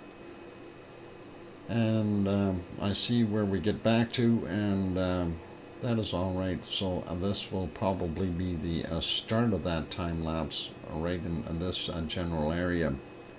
And pretty awesome. Anyway, that is nice to see. It is a time for a break, and a nice sparkly lava fountain, you bet.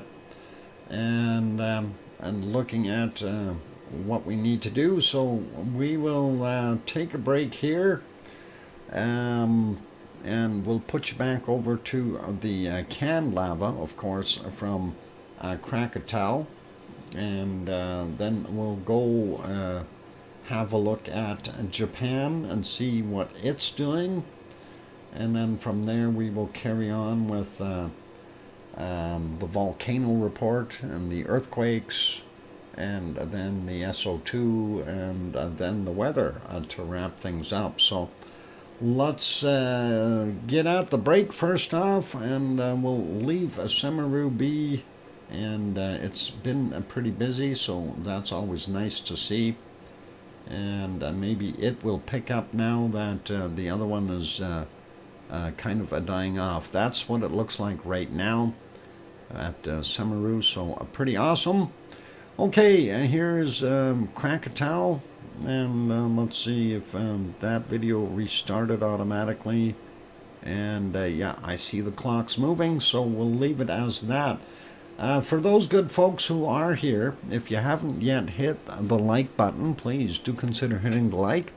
Also, if you have not yet, oh, we forgot to do that educational video. We'll do that when we come back from a break, and then we'll go over to Japan. How about that? Anyway, let's leave it right there for now, and enjoy it, and don't go away. I will be back in about 5 or 6 minutes, and hit that like button, hit the subscribe if you haven't done that yet. I'm your host, DrFox2000, here in Edmonton, Alberta, Canada. I'll be back. Don't go away. More to come. And stay away from the lightning flashes. Those hurt, I think. I've never been hit by one directly. I'll be back.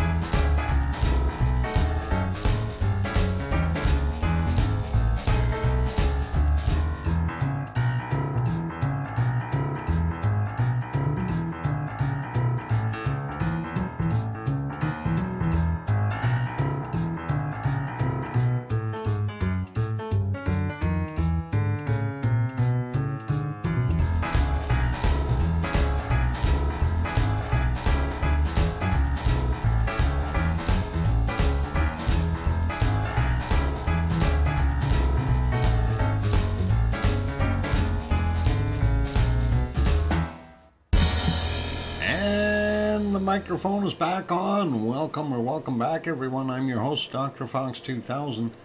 Piggy, if you're still listening, you have a wonderful sleep and good night to you. Thank you for the welcome backs from Sasha and Tanto and Mars 2028 and I hear you, Dr. Fox 2000. From Sharon Stewart, and thanks John and Jane and Sue, and the microphone on by Alba, and thanks Hermione and Fluffy and Alba Girl, and I think we're good for right now. Let's get at other things here. I'm going to take another little break while we run another video for you. And this video, I'm hoping it doesn't have any music in it. Yesterday's video, I apparently got a copyright claim because right at the end of it, there was some kind of music that was by someone, and they put a claim in on it. But I thought it was ridiculous. It was these are all. Like, we're permitted to replay these. We've got written permission to do those videos, and I was kind of surprised that they would do that, considering right in the attribution for that in the at the end there in the credits, it gave the name of the person who supplied it, and that it was free music. So I'm kind of shocked to see that, but anyway, it is what it is. Just in time for the video, you bet. Let's get on to it. Now, yesterday we looked at the one for Puerto Rico to get an idea of why we were seeing all those earthquakes there all the time, and hopefully that it was understood by most. Today we're going to take a look at what is referred to as the Lesser Antilles, which is the volcano strip to the left of it, basically where the North and South American plates kind of combine, or we call it the Atlantic plate, pushing underneath the Caribbean plate and causing the volcanoes. And of course, yesterday there was the big question is why there were no volcanoes there in Puerto Rico. And of course, Puerto Ricans are happy there's no volcanoes there. It's bad enough they got earthquakes. But let's go over and we'll have a look at that video.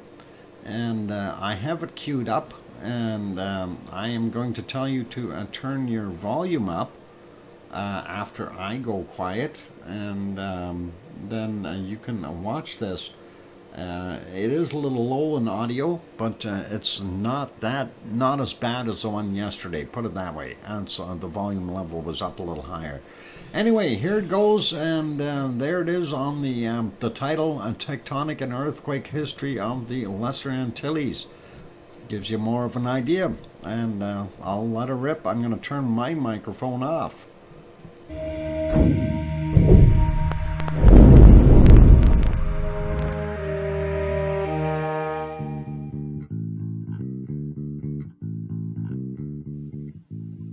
The islands of the Lesser Antilles are home to 3.2 million people. Let's investigate the tectonics and earthquakes of the subduction zone along that margin of the Caribbean plate. The Caribbean plate moves east at about 2 centimeters per year with respect to the North and South American plates. There is essentially no relative motion and no earthquake zone marking the boundary between the North and South American plates in this region. So we will informally refer to the plate subducting along the Lesser Antilles subduction zone as the Atlantic plate. As that oceanic lithosphere dives beneath the Caribbean plate, it produces earthquakes of increasing depth from east to west across the subduction zone. Ocean bottom seismometer observations have refined plate tectonic cross-sections, and these contours show the depth to the top of the subducting plate. Also of note is that volcanoes are located above the point where the top of the subducting plate reaches 100 to 150 kilometers depth. In the northern part of the subduction zone, The Atlantic plate subducts to about 150 kilometers depth beneath the volcanic arc that lies 300 kilometers from the trench. The accretionary prism of sediment scraped off the subducting plate onto the overriding plate is about 5 kilometers thick. Near the southern part of the Lesser Antilles Trench, where the Orinoco River sheds sediment from the South American continent, the Atlantic plate carries the sediment load, many kilometers thick, towards the trench. Oceanic lithosphere subducts at a shallow angle in this region, where distance from the trench to the volcanic arc is 460 kilometers. The accretionary prism is nearly 20 kilometers thick due to the sediment load delivered to the trench and piled onto the Caribbean plate. Now, let's dig into the earthquake history. In January 1843, over 120,000 people lived on the island of Guadeloupe. On February 8th, the largest earthquake on record shook the region. All masonry structures in Porto Petro were destroyed, resulting in 4,000 to 6,000 fatalities. This event illustrates the difficulty of interpreting patterns of earthquake intensity from written accounts of ground shaking and damage, then inferring earthquake properties without seismometer recordings. For example, some researchers developed intensity maps with isoseismal zones elongated parallel to the trench, and inferred the Guadeloupe earthquake was a magnitude 8 or larger plate boundary megathrust earthquake. Lack of tsunami indicated that the rupture did not reach the ocean floor. But other researchers developed intensity maps with a smaller area of violent intensity shaking with more circular isoseismal zones. Without knowing how deep the earthquake was, this intensity pattern could indicate several possibilities. Was it a shallow magnitude 7.5 within the overriding plate? Was it a magnitude 8 plate boundary megathrust? Or was it a larger event within the subducting plate? So it's not clear whether that earthquake was a plate boundary megathrust event. Since 1950, 4 major earthquakes have occurred within the subducting plate. These events were mostly due to extension within the upper part of the subducting plate as it bends into the subduction zone. Depth to the hypocenter below inhabited islands resulted in low human impact. In 1974, a magnitude 7.2 earthquake occurred northwest of Antigua, producing the strongest shaking in the Lesser Antilles since 1843. Because the epicenter was nearly 20 kilometers from Antigua and about 25 kilometers deep, there were no fatalities, though some damage occurred to buildings and port facilities. As the Lesser Antilles Trench curves from north-northwest to east-west where it meets the Puerto Rico Trench, the Atlantic plate subducts at an increasingly oblique angle. Resulting trench parallel forces produced the Bunce Fault, an 850-kilometer-long strike-slip fault that transports a sliver of accretionary prism along the trench. This structure was named for Betty Bunce, a pioneering marine geophysicist who was the first American woman to serve as chief scientist on a major oceanographic expedition. Marine geophysics and seismicity indicate the northern forearc of the Lesser Antilles is broken by normal faults.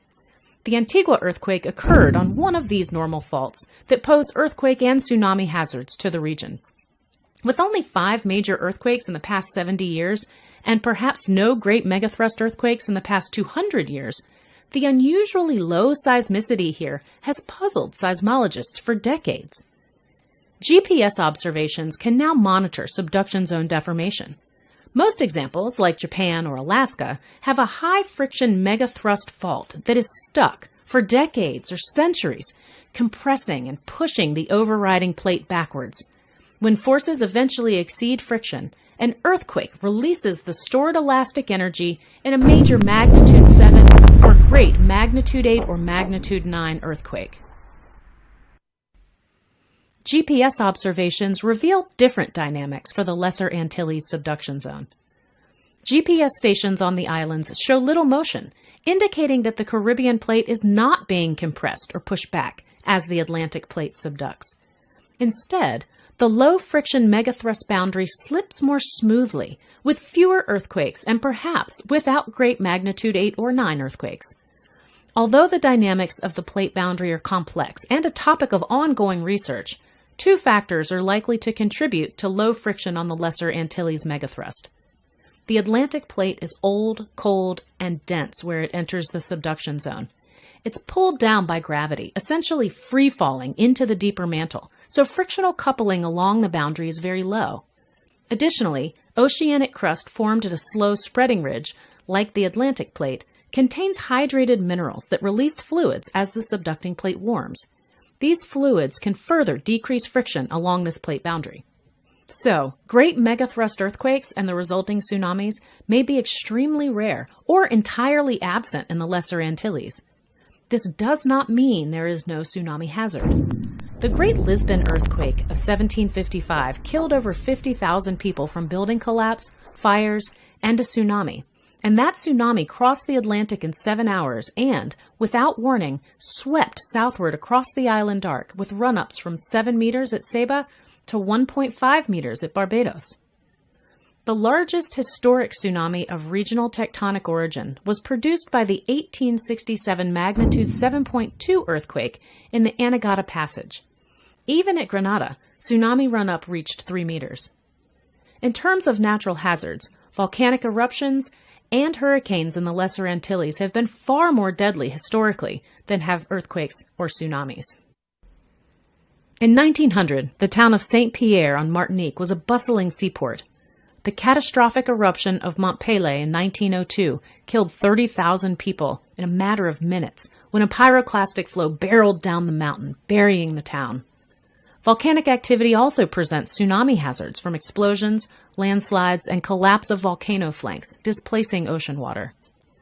The Great Hurricane of 1780 pounded across the Lesser Antilles with wind speeds as high as 320 kilometers per hour, killing over 22,000 people, making it the deadliest hurricane in recorded history in the Atlantic. Whereas modern weather observations and modeling provide warnings that save lives and mitigate storm damage, hurricanes remain a deadly and costly natural hazard in the Lesser Antilles. Though less frequent than hurricanes, major earthquakes can occur anywhere in the Lesser Antilles with no warning. Protective actions like drop, cover, and hold on should still be understood by all who live in or visit this region.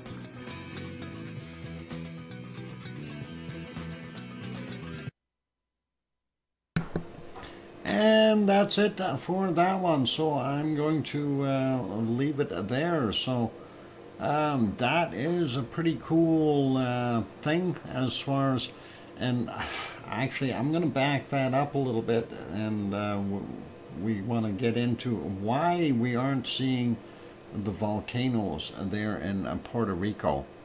And you know, as what we see here, the way this thrusts inward, it comes in and underneath and creates those heavy subduction zones, and creates those volcanoes. And over here, this Bunce fault, it's sliding past it. So I'm wondering if that has some relevance with why we aren't seeing volcanoes there in Puerto Rico, whereas the other areas here are being directly pushed under, whereas this is more of a slide along in that sense.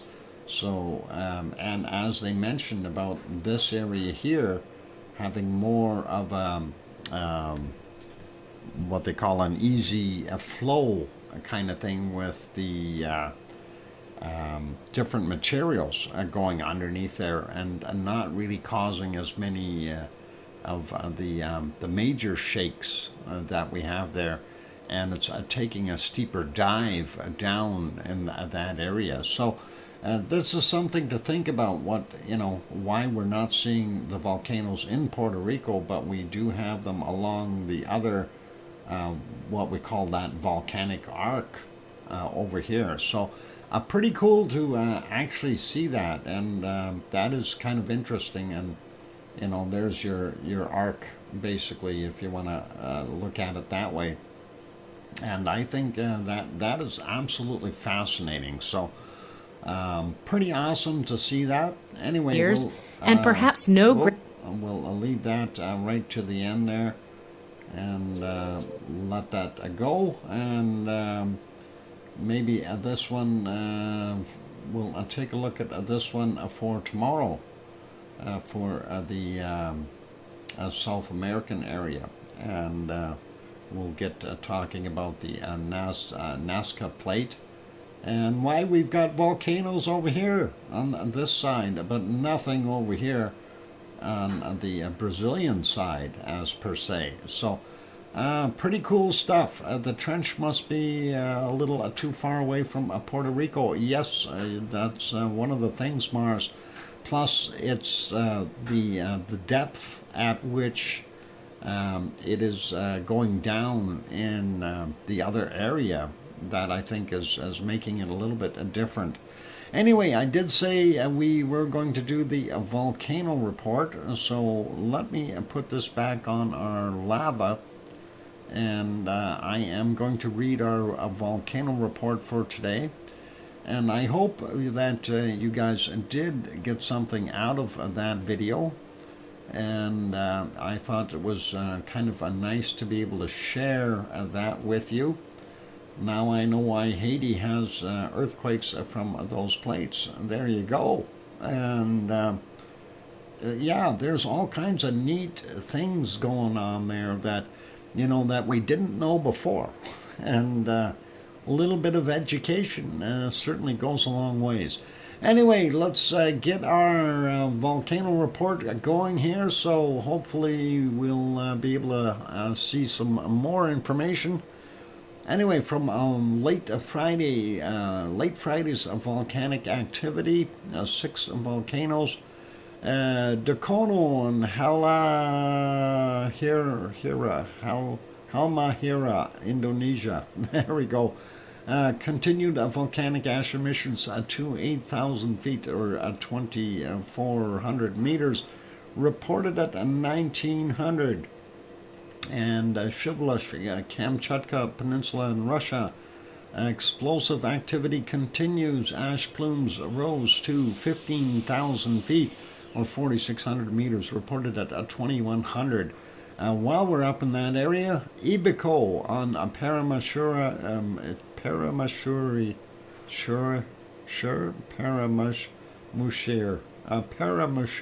Island. There we go.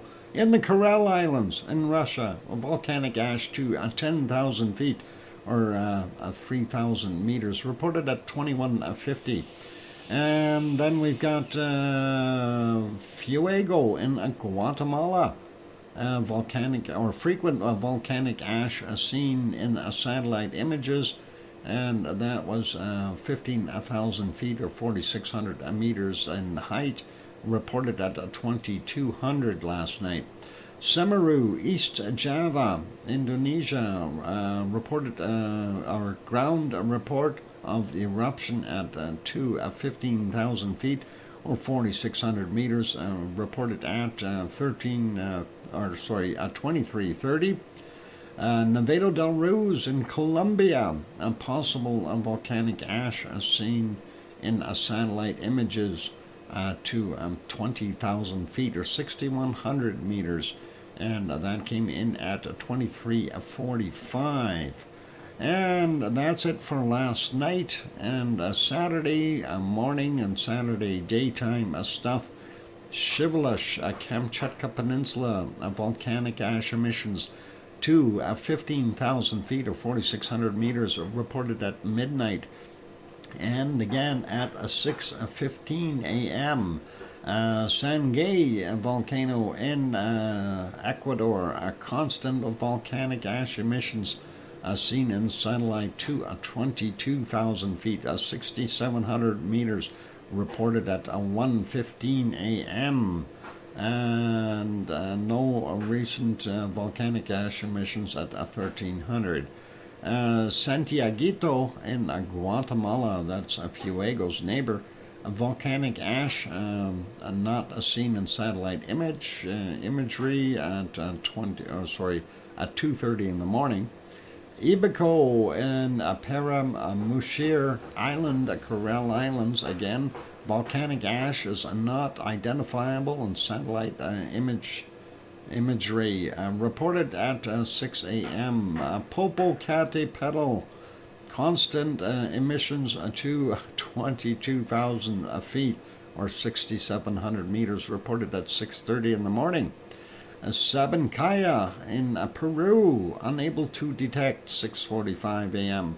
Fuego, occasional volcanic ash emissions to 15,000 feet, or 4,600 meters, reported at 9:45 a.m. And Nevado del Ruiz again, where the volcanic, whatever it is, the Vana, as they call it, reported received 19,000 feet, or 5,800 meters, reported at 12 noon. And then we had one from Suwanosi-jima, and erupted to 6,000 feet, or 1,800 meters, and that came in at 1,400. So that is your volcano report for today there. And we will carry on with the rest of our good stuff. I'm going to stop our lava, and there we go.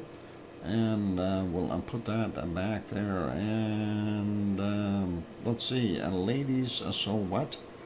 What happened? It's a time for a break. Actually, hang on, we'll let that lava go. And we'll let it keep flowing. I'm going to take a break, and don't go away, guys. After the break, we will go over to Japan and see everything Japanese, and see how the Japanese volcanoes erupt. They are very polite about things. You know, they bow and they say konnichiwa and all those good things. So anyway, stick around, and don't forget to hit the like button if you haven't done that already. Also, if you have not yet subscribed to the channel, consider subscribing. That'd be awesome. Konnichiwa. And yeah, Japan, they got some awesome food over there too, from what I heard. Anyway, we'll leave it right there. Don't go away. More to come. And I'm your host, DrFox2000. Hit the like button. Hit the subscribe button. And I will be back. And Jane Mary says, good night, everyone. Thank you, Dr. Fox. Good night, Jane. Take care. And thanks for being here today. And I'm going to go take a break. I'll be back.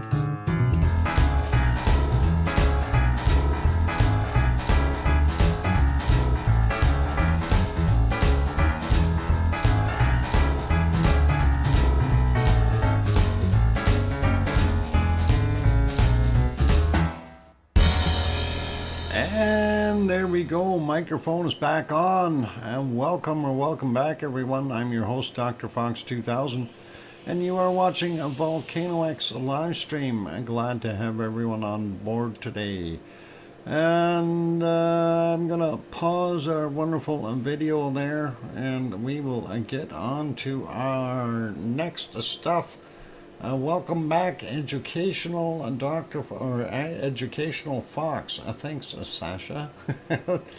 And yeah, you know, I just think it's interesting stuff that we can share amongst the group, and you know, since we all are into this same kind of thing, we like doing that. So anyway, thanks also to Alba Girl and Mars 2028, and let's see, what happened to Hermione? Oh, I didn't see it.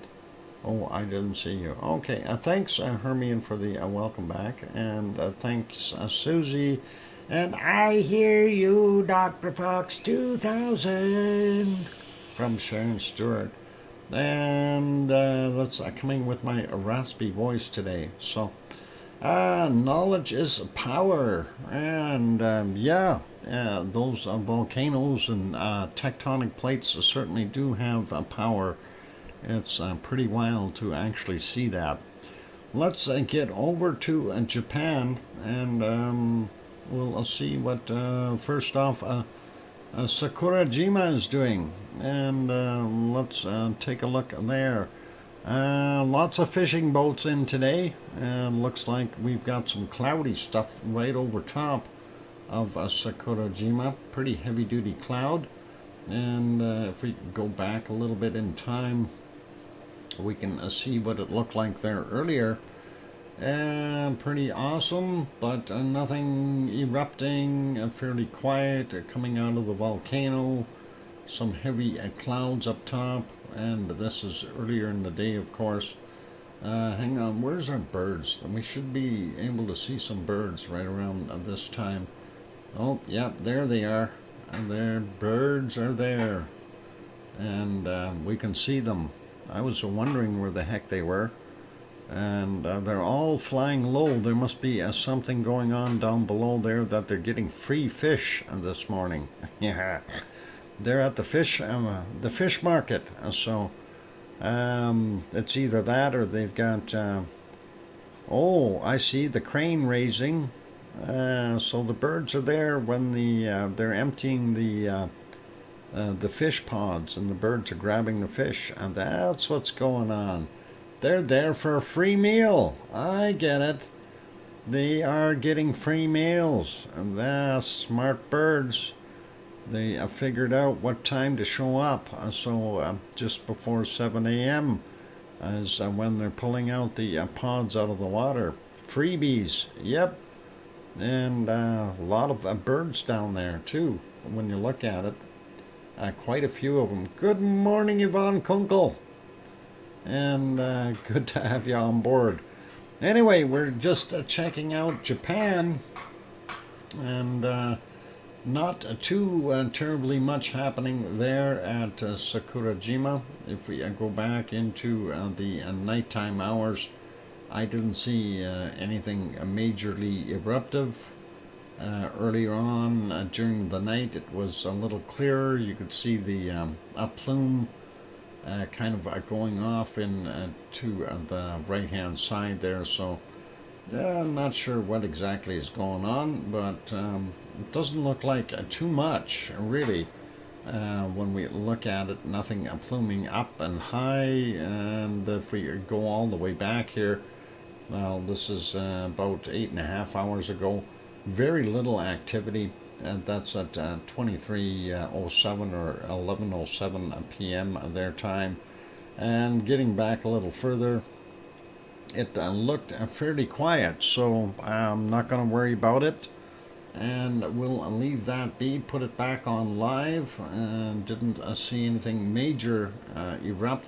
We do see a little column of gray coming out of. No, hang on, that's not coming out of there. That's let's look at that. That is right there. That's rock. It's a rockin'. Never mind. We do see it off-gassing out of here, so that is pretty cool. And it looks like the other two vents are doing their thing as well. So pretty awesome. And let's see. Yvonne, did you have a good sleep? And or did you go to work? Anyway, hopefully you got good lava news for us. No? Maybe? Darn it, no lava news. I was hoping you'd dreamt up some lava somewhere and got something for us. But I guess not. Okay, we're lavaless, you guys. That is going to be that way. Yvonne won't give us any lava. She's controlling the lava workers. And that's kind of it there. Let's see if we got an ice cream boat. Oh, inbound ice cream boat.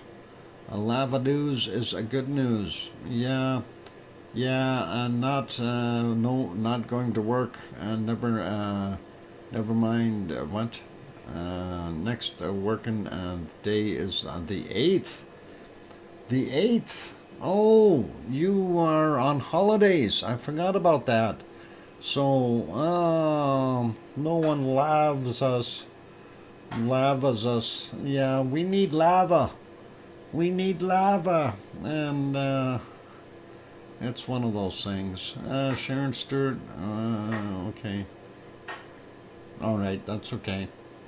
Anyway, looking here, there's our ice cream boat inbound.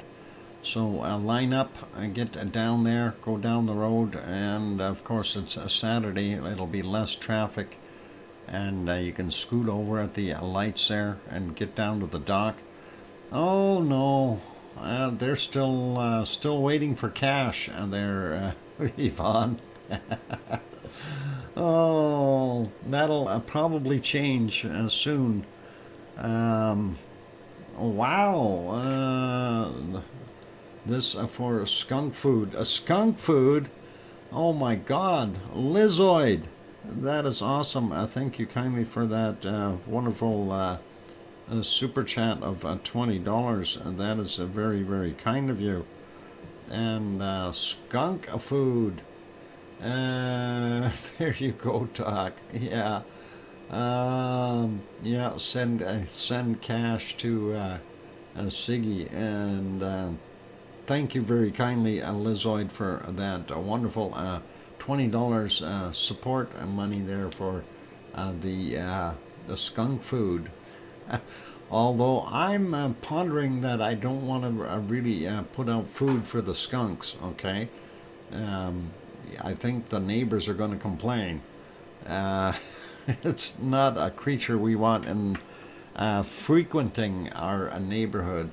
And for those people who haven't seen that video yet, you can certainly pop over and have a look at it over on the channel, my channel, of course. And yeah, Pepe Le Pew came in early this morning, and of course the poor bunny had to run away and take off. And actually, it looked like the skunk was after the bunny at first, but just to chase him away.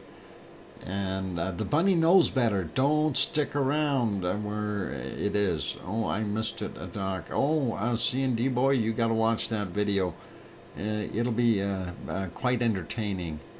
I even put some captions in there as to what they were saying. So pretty cool. You've been trying to spot that little stinker? Yeah, he's definitely visible in there. There's no question about it, and you will definitely know that it is a skunk, and it is definitely there. So awesome. And anyway, the ice cream boat has docked, so head down there and get some ice cream, you guys.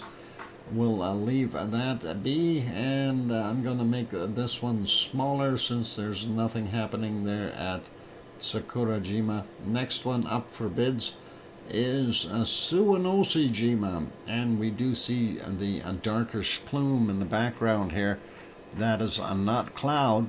Well, it's a cloud of, I guess we call it ash and gases coming out of the caldera, the second caldera. And that is definitely continuing to off-gas and do its thing. We did see more of it just going back an hour, or that's 40 minutes actually. Pretty awesome looking. And then if we continue to go back further, we can see it was kind of lingering a little bit. And prior to that, of course, it was in the dark. So you can see that sitting there. And that's kind of the way it is. I didn't see any glow during the night when I scanned back across everything, so I'm thinking because of weather conditions and the way the clouds were sitting, we didn't see a heck of a lot, and it looked like it was raining there. This at 22 and 25 last night their time looked like the it was raining there, but also looked like there's a lot of steam or gas coming out of the front caldera. So kind of interesting to have seen that. And prior to that, it was clouds and stormy and yucky weather. So we'll put that one back to live, and that is what we're seeing right now. And it looks like that might be coming out of the front caldera as well, this some of this steam and smoke. So pretty cool. Let's leave it. Yeah, the hammering returns. It's Pepe Le Pew building his Pepe Le Pew multiplex across the street. Anyway, here we go over to our next one, and that is ASO. ASO is continuing to off-gas. Construction season started just about. They are definitely working on it.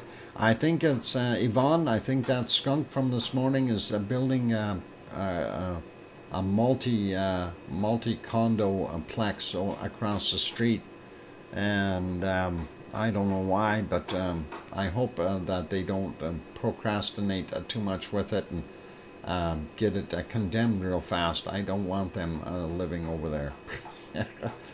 Anyway, lots of gassy material coming out of there as usual. That caldera, of course, being like a big a bathtub, it gets filled up every time it rains real hard there. So we're going to continue to see more off-gassing in the future, and that is, of course, in addition to just water vapor coming out or steam. There is also SO2 coming out, so that is quite noticeable on the SO2 maps. Let's get on to our next one, and that is Asama. And Asama is not visible right now. Unfortunately, it's in the clouds. Asama is about 100 kilometers or so to the west of Tokyo. And the best we can do is from earlier last night, well, late last night, I guess, there's Asama. You can see some of that pluming going up there. And Asama is continuing to get worse and worse with its off-gassing. So I think we may have something happening there in the future.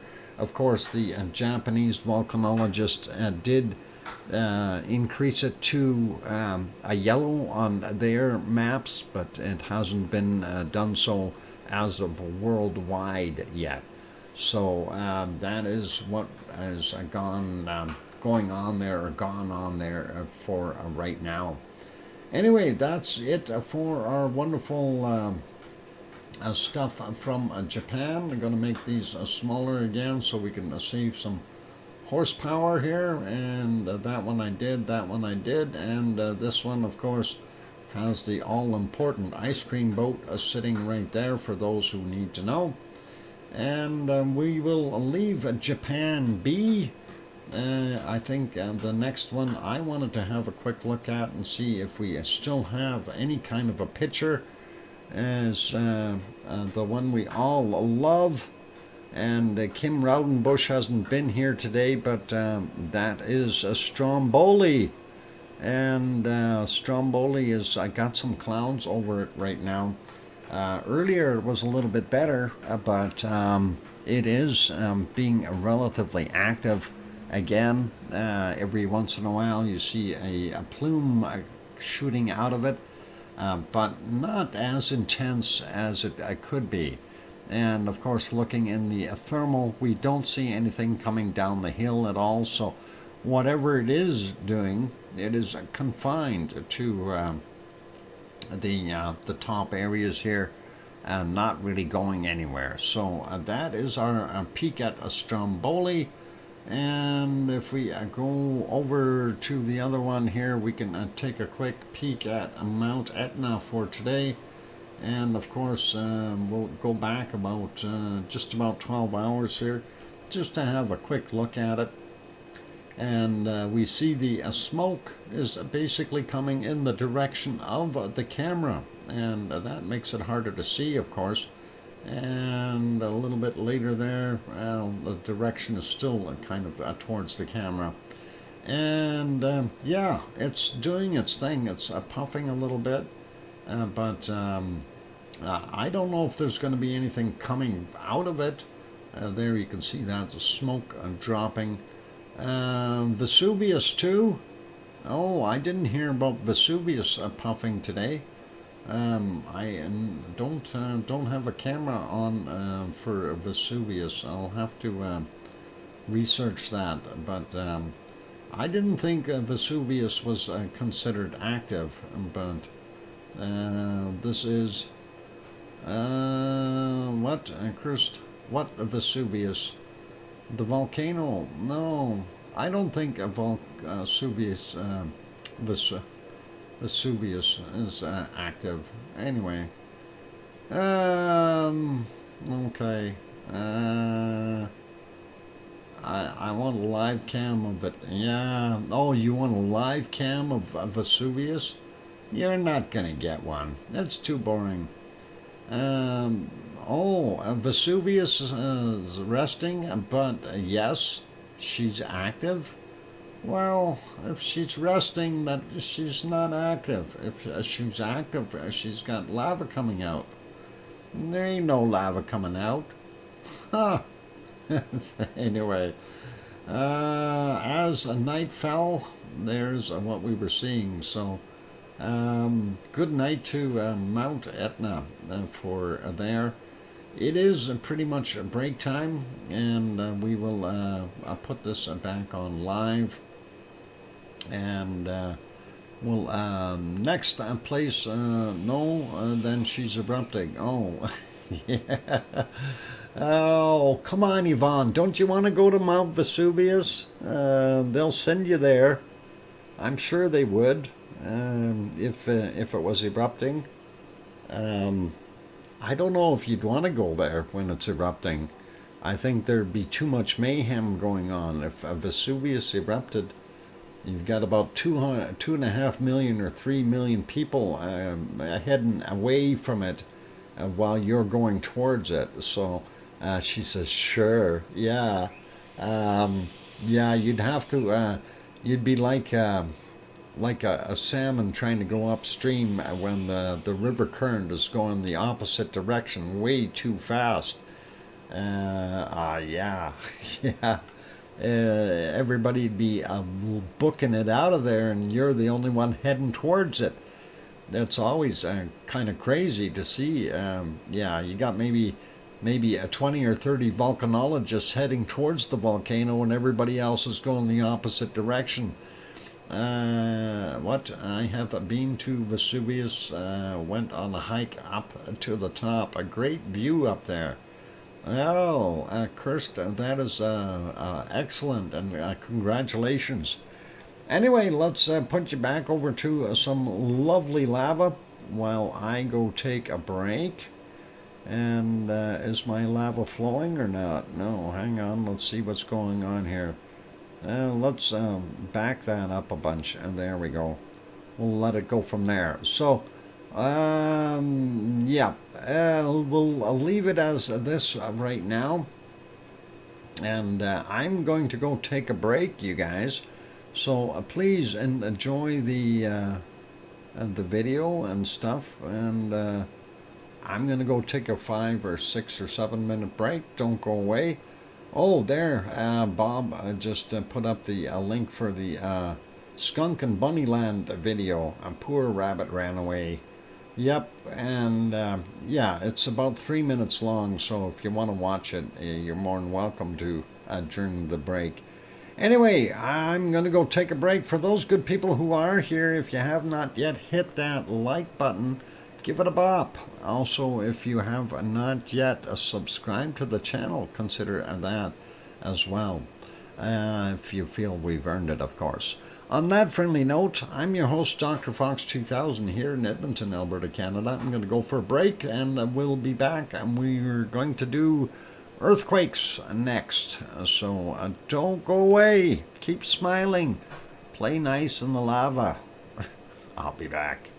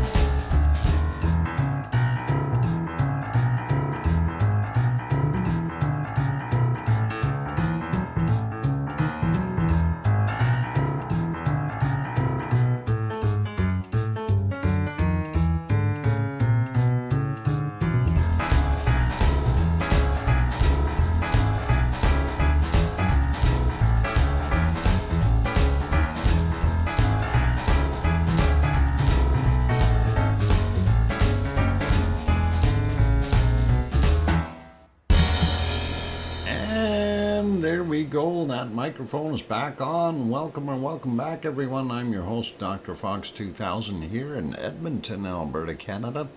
And you're watching VolcanoX live stream. And thank you for the welcome backs from Sasha and Yvonne Kunkel and Sue Hayes and Mars 2028 and Susie. Thank you very kindly, you guys.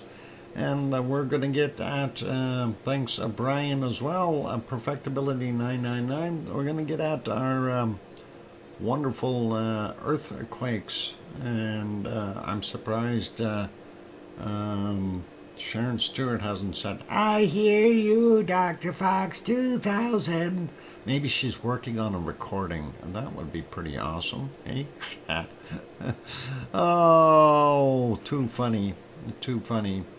Anyway, let's pause. Whoa, I hit the wrong button. Darn it, I hit a stop instead of a pause. Yep, shaker time. So let's see if we can find some. She does not sound like that. How do you know, Bob? Seriously, how do you know what she sounds like? You haven't heard her. She doesn't have any videos up of her singing, does she? Huh? She could sound worse than me, but I'm sure she's got a much nicer voice. Anyway, let's get at the shakers and see what's happening. And let's see what that is all about. Hang on. And okay, yeah, that looks like what I thought it was. P.O. Box 402. That doesn't look like a very good account. A brand new account. Very odd. And, oh, look at that. You disappeared. What happened there? I guess that was an invalid post office box. Okay. She is a songstress. A songstress? Yeah, that did look like trouble. Oops, my mistake. Yeah, that's okay. I'm sure. C&D boy, did you put a return to sender stamp on there? Oops. That's okay. That's all right. Let's get over to the earthquakes. Let's see what's shaking. So, yeah. We'll start out here, up in the north. Oh, there it is. As soon as I see a notice, and we have to remove that. Yeah, we have RAVN. You've been noticed right out the door. The speedy hamster gotcha, apparently. Let's start out here in the Aleutian Islands. Well, actually, we're going to start out in Kamchatka Peninsula. We got a 4.3 up there. And Kovo, Russia. Happened at 3:58 a.m., 104.9 kilometers down. Interesting. Let's continue on. We have, spammers in here? Sometimes they happen. Anyway, Tanaga Island, and we only see two little quakes there today. So makes you wonder, nothing really happening there right now. And let's see, One Fish, welcome. How are you? Are you a spammer, One Fish? Are you made of spam? Do they make spam out of fish? And there she is. I hear you, Dr. Fox 2000. Thank you, Sharon Stewart. What is this? Yakchak only had one quake. It's quietening down as well. And we only see one quake at the Trident volcano. Very quiet there. We see a few more over the other ones. Makes you wonder what's going on there. And sliding down a little bit more.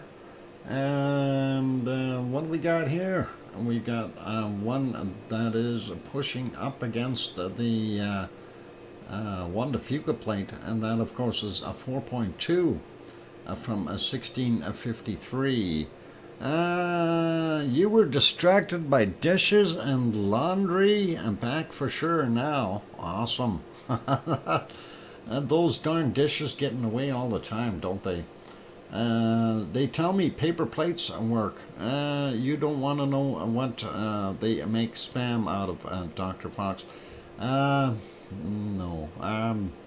Actually, on Mars 2028, I used to do that work in when I was younger. I worked in a poultry plant and ran a mechanical deboning machine. And when you read on the label of the package that it says it may contain chicken and or beef and or mutton and or pork or a few other things, that's the stuff you want to stay away from.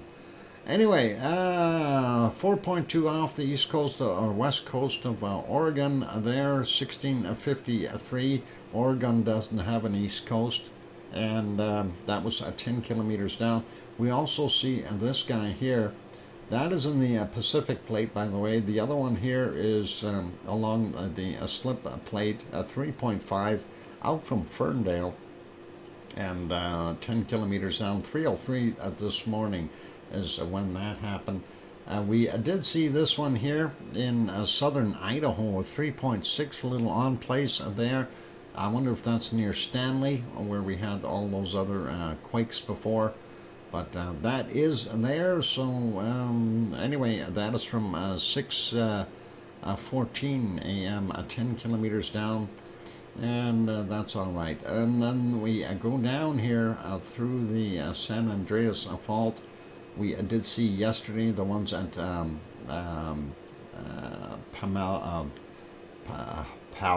Palomar Observatory. Sorry, we did see those quakes there, but we also see this one here, 2.1, very small though, from 1948 yesterday, 11.2 kilometers down. Kind of made me wonder what's going on there.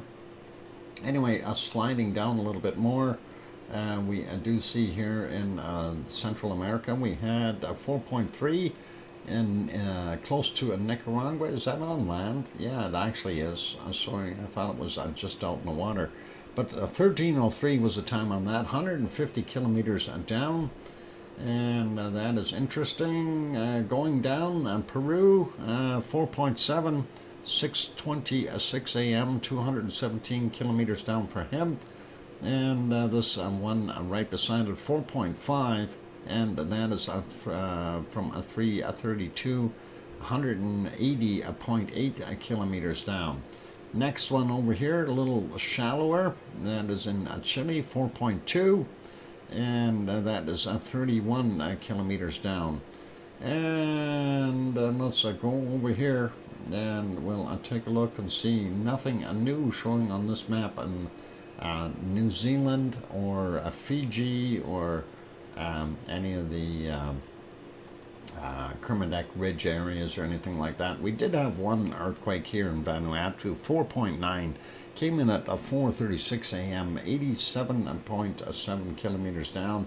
And this one here, 4.9 from 1211, 648 kilometers down for that one. Big differences. And East Indonesia, we see a 4.2 from yesterday at 2116, and that was 36.2 clicks down. We don't see anything else there on Sumatra or Java area, but we do have this here, 4.7 at Amahai, Indonesia, and 1:04 a.m., 14.9 clicks down. Next one is Maluka Sea area, 4.5 from 739, 47.5 kilometers down. Next one, 4.4, and that came in at about 55 seconds after midnight, 9 kilometers down for that guy.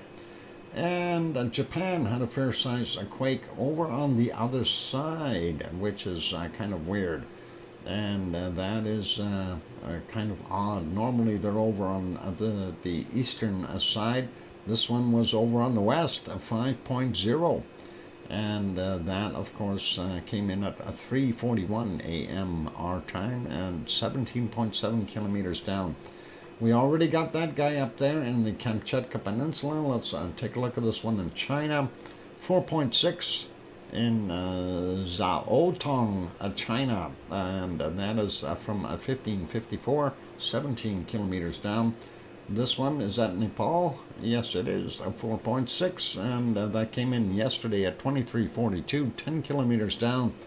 I think the mountains are building, and we don't see anything else further north, but we do have these here, and this is always a trouble. We see two of them, a 4.1 in Iran, Garash in Iran, and that is a 1356, 10 kilometers down, and then this one here at Amor, Iran, and that's a 5.1. From 957, 19 kilometers down for that guy. That, of course, is telling us that our Arabian plate is moving again. And then we've got this guy here, and that is in Turkey. And we know where that is. Well, it's in the waters of Turkey. And hopefully it's not going to be anything too crazy for that. 4.3, and that is 6:34 a.m., 10 kilometers down. Okay, there is, let's see what that is all about. Yeah, I don't believe we have the church going types here, so St. Nicholas Orthodox Church, I bid you a holy good day. And there you go. Oh, sorry.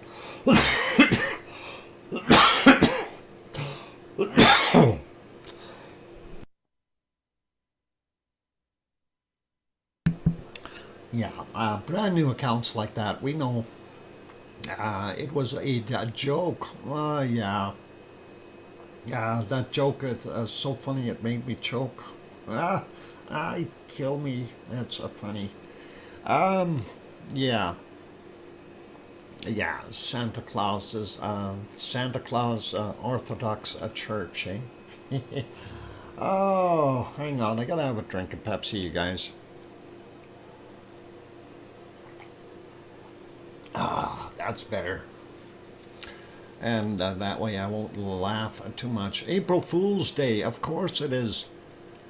And Santa Claus is one of those things. Anyway, let's take a look. And that was basically it for our earthquakes. So let's take a look and see what we've got in the wonderful Canary Islands. If the screen will refresh, it's working on it.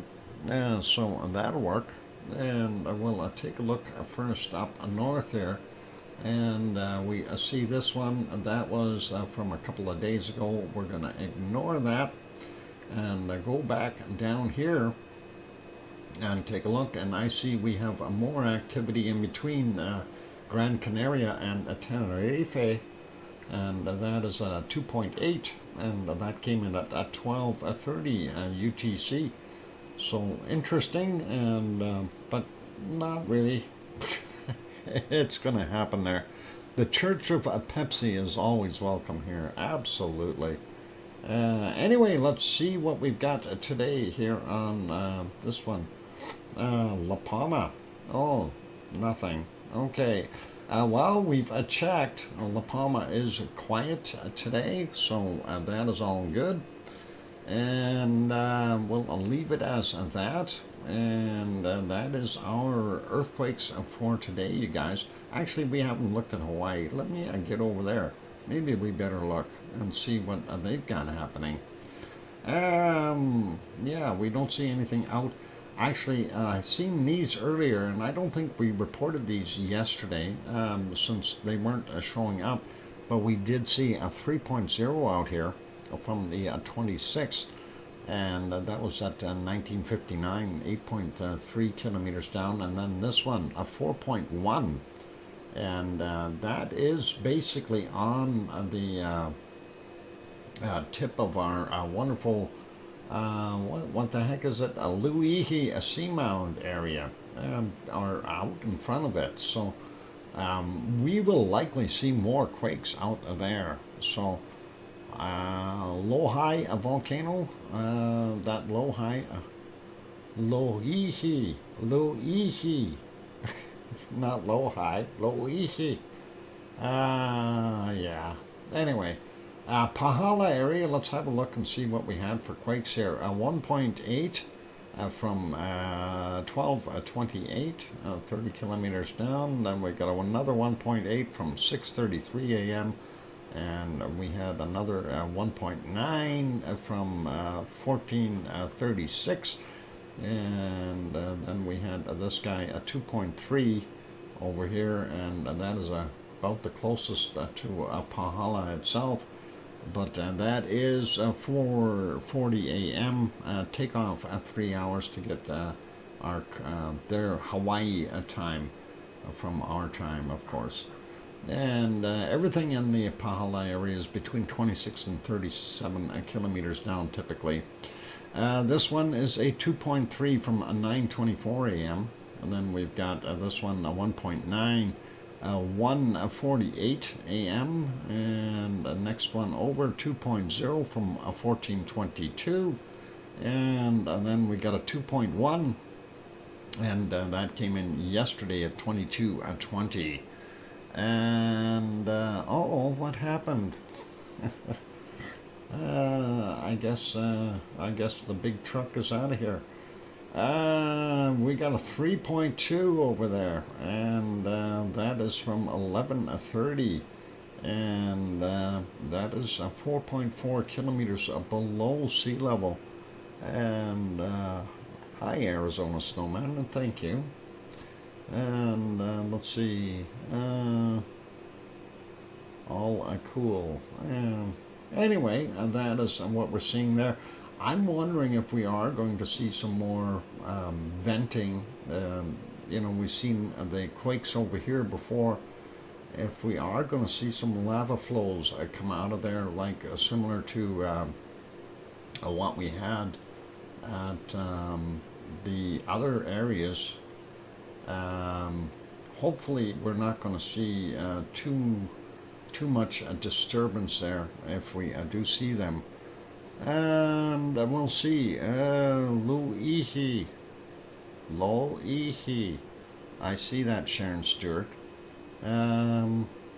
Okay, someone was very similar with humor, though. Okay, was hilarious. Hilarious. I wonder where hilarious is going to come in. Hilarious, where are you? Okay, I'm going back to sleep, is what Yvonne says. Thanks for another great stream, DrFox2000, mods, lavaliers, and lava family. Have a great day / night, everyone, and enjoy the rest of the show. I'll see you later. Good night, Yvonne. Have sweet dreams, and enjoy your vacation, please.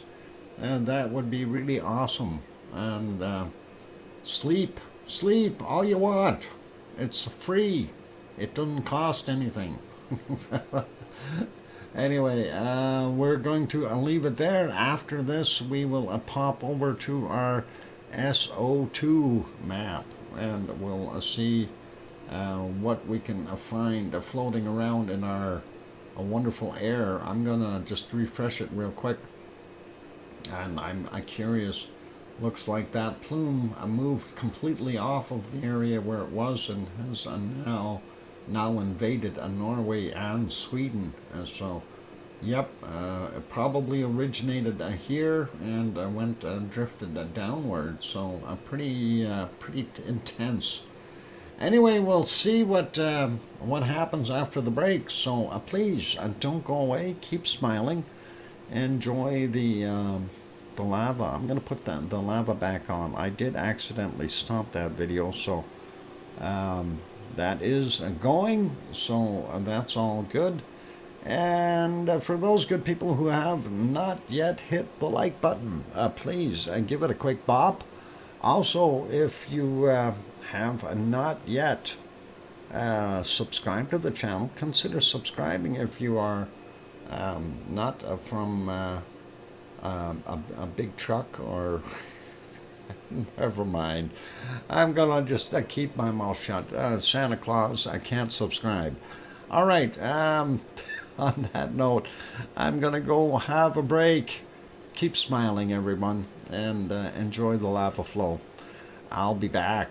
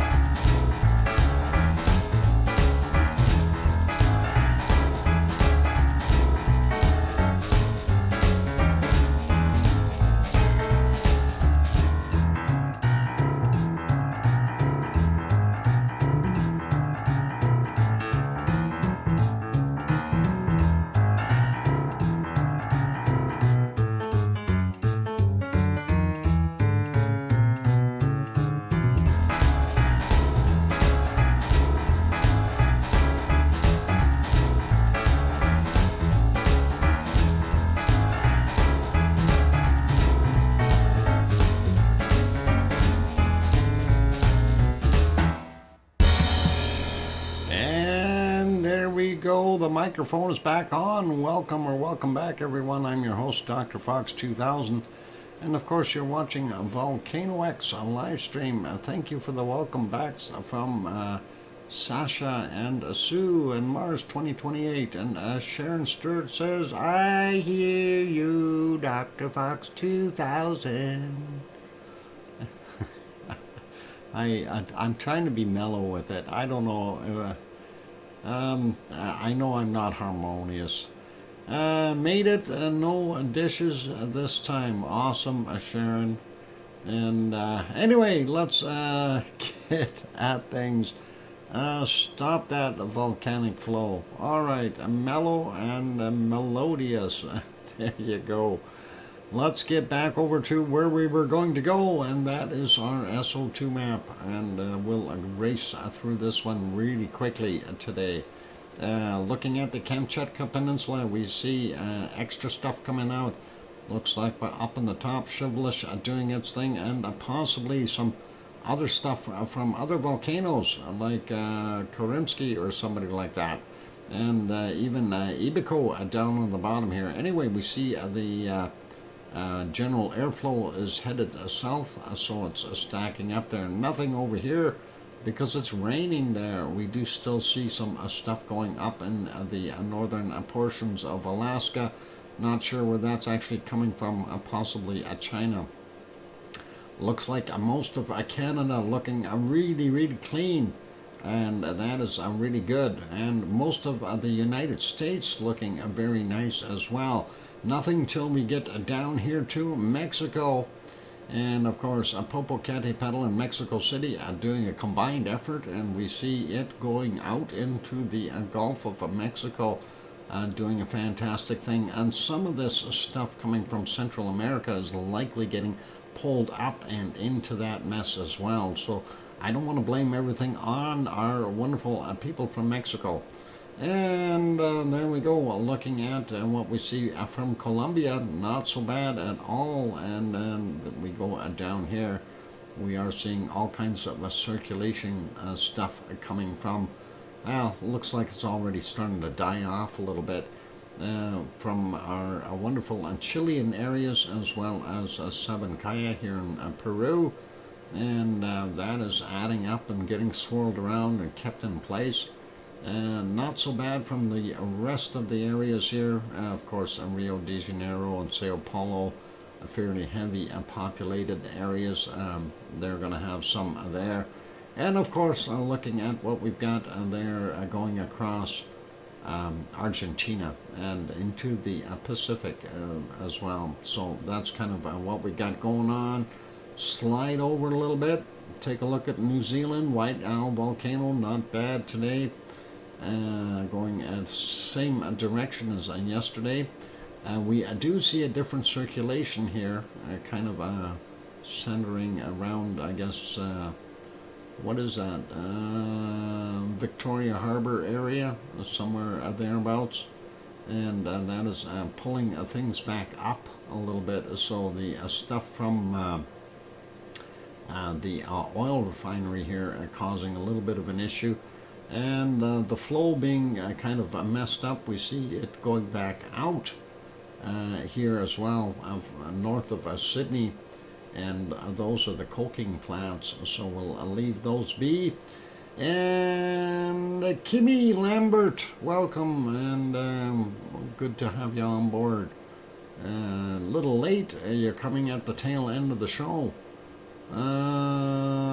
What the heck is going on? I want to report a crime occurred on your channel 10 minutes ago. I'm sorry, but you are no longer permitted to report that crime. You better call the FBI. oh, hang on, the CIA. Maybe somebody. There we go. And that is a crime, isn't it? And anyway, Tonga area, we of course have Tofua continuing to off-gas there, doing its thing, and most of from the stuff from Yasura has gone over and kind of flooded out one of the other islands and making it look like it's happening over there. But Aoba and Gawa up here still doing their thing. And then, of course, normal stuff from Papua New Guinea, Nuolatak, pretty normal. And we see a Semeru pluming up northward, as well as Merapi. And, of course, we've got Jakarta doing a lot of it, as well as a little bit coming from our wonderful Krakatau. And yeah, they can call the FBI. It was a big crime. They got punted out of the channel for being abrasive and obnoxious. Anyway, yeah, Boo and Dakono still doing their thing, not as heavily today. And we are seeing a little bit more SO2 here. Not sure what that's about. We do see higher levels at Mayon and Bulusan. Maybe they're a little more active. And Taal doing its thing. But then again, we see flow going the other way. So that could be from up here as well, flowing down into that region. And of course, we see Manila doing its thing, and of course all the people there. Taiwan pretty normal. Suwanosi-jima not so bad. Today we do see a little bit there. Sakura-jima, of course, presenting a fairly decent cloud of SO2. And same thing with ASO, definitely doing its thing. So that is what we've got going on there. And sliding up here, and that is, of course, to the northwest, or I guess, Tokyo, pretty much, and well, I'll call it west of Tokyo, and that's Asama doing its thing there. We've talked about Kamchatka already. Looks like lots of stuff coming from China today. And a little heavier in India, pretty clean in Sri Lanka. And looks like pretty heavy there in our gold mine smelting there in South Africa. DR Congo, heavy today. Urta Ale. A little plume in there, definitely doing its thing. Not so much from the oil refineries, might be because of the way the weather systems are pulling it around, but you can see up here in Iraq, Kuwait, and Saudi Arabia, and Iran might be getting some rain or something there. Looking at what we've got from Sicily, and looks like Sicily, Etna, and Stromboli kind of pushing all that stuff to the east.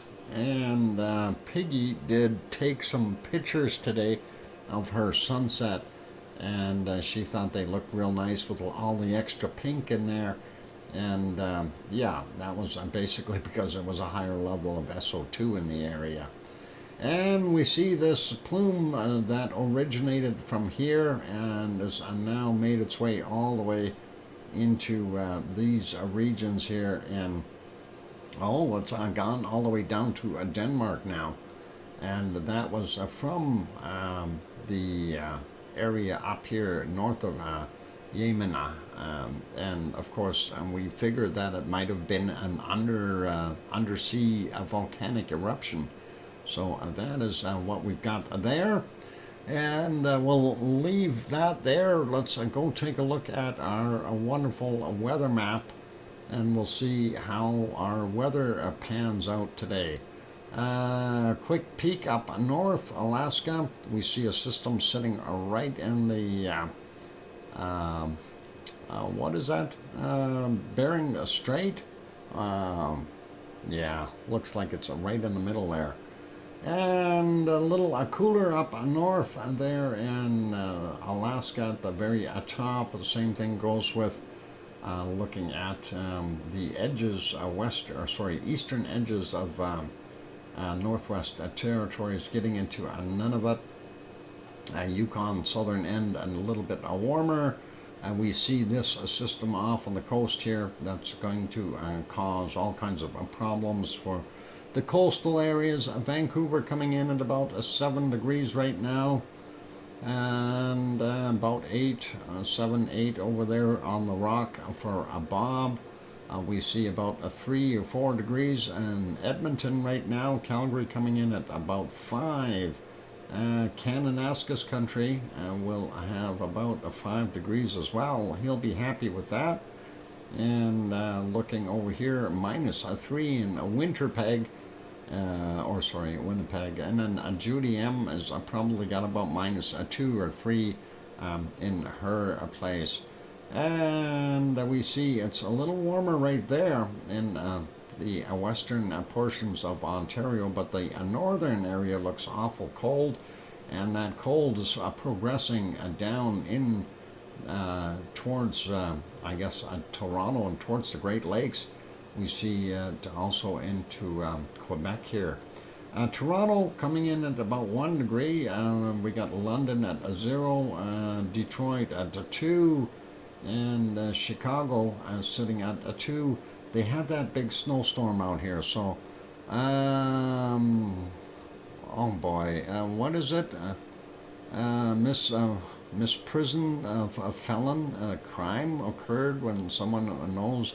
You know what? I think you need to leave, Kayla Davis. Oh, did you leave? Oh, Kayla Davis, what happened to you? You disappeared. And by the way, the only crime that's being committed is you are harassing this channel, and you have been reported. So consider that. How about that for a crime? Harassment. Let's get that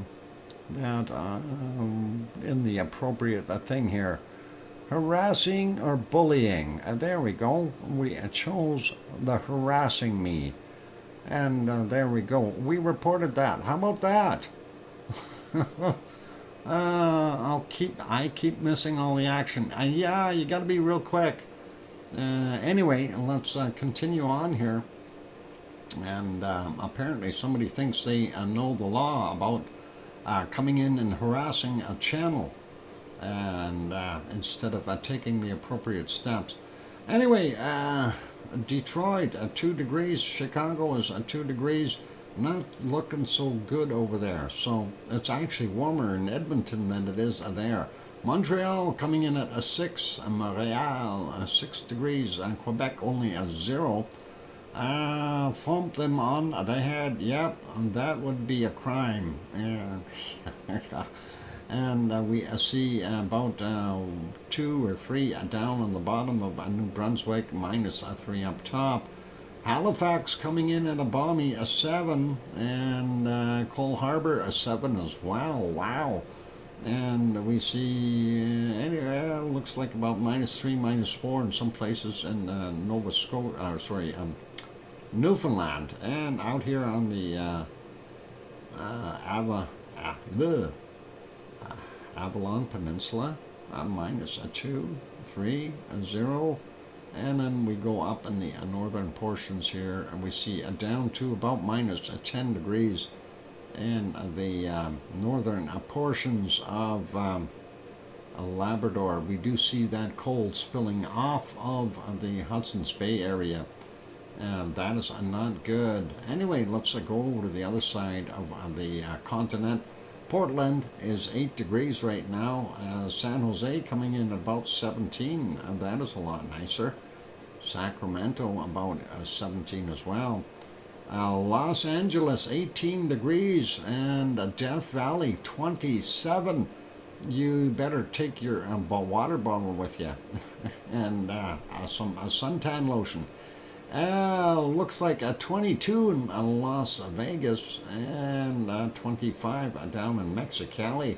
Phoenix, Arizona, 27 degrees. I am so jealous. Tucson coming in at 25 or 26 as well. Even Albuquerque, New Mexico, about 18 or 19 degrees. That is pretty awesome for them. We see some 30-degree temperatures down on the bottom of Texas. San Antonio coming in at 28, 28 in Houston. We got a 24 in Austin. Dallas coming in at 22. Oklahoma City coming in at about 18. Little Rock is 20. And sliding over, looking at New Orleans, 25 degrees. They're almost at summer. 25 in Miami, Jacksonville, 26.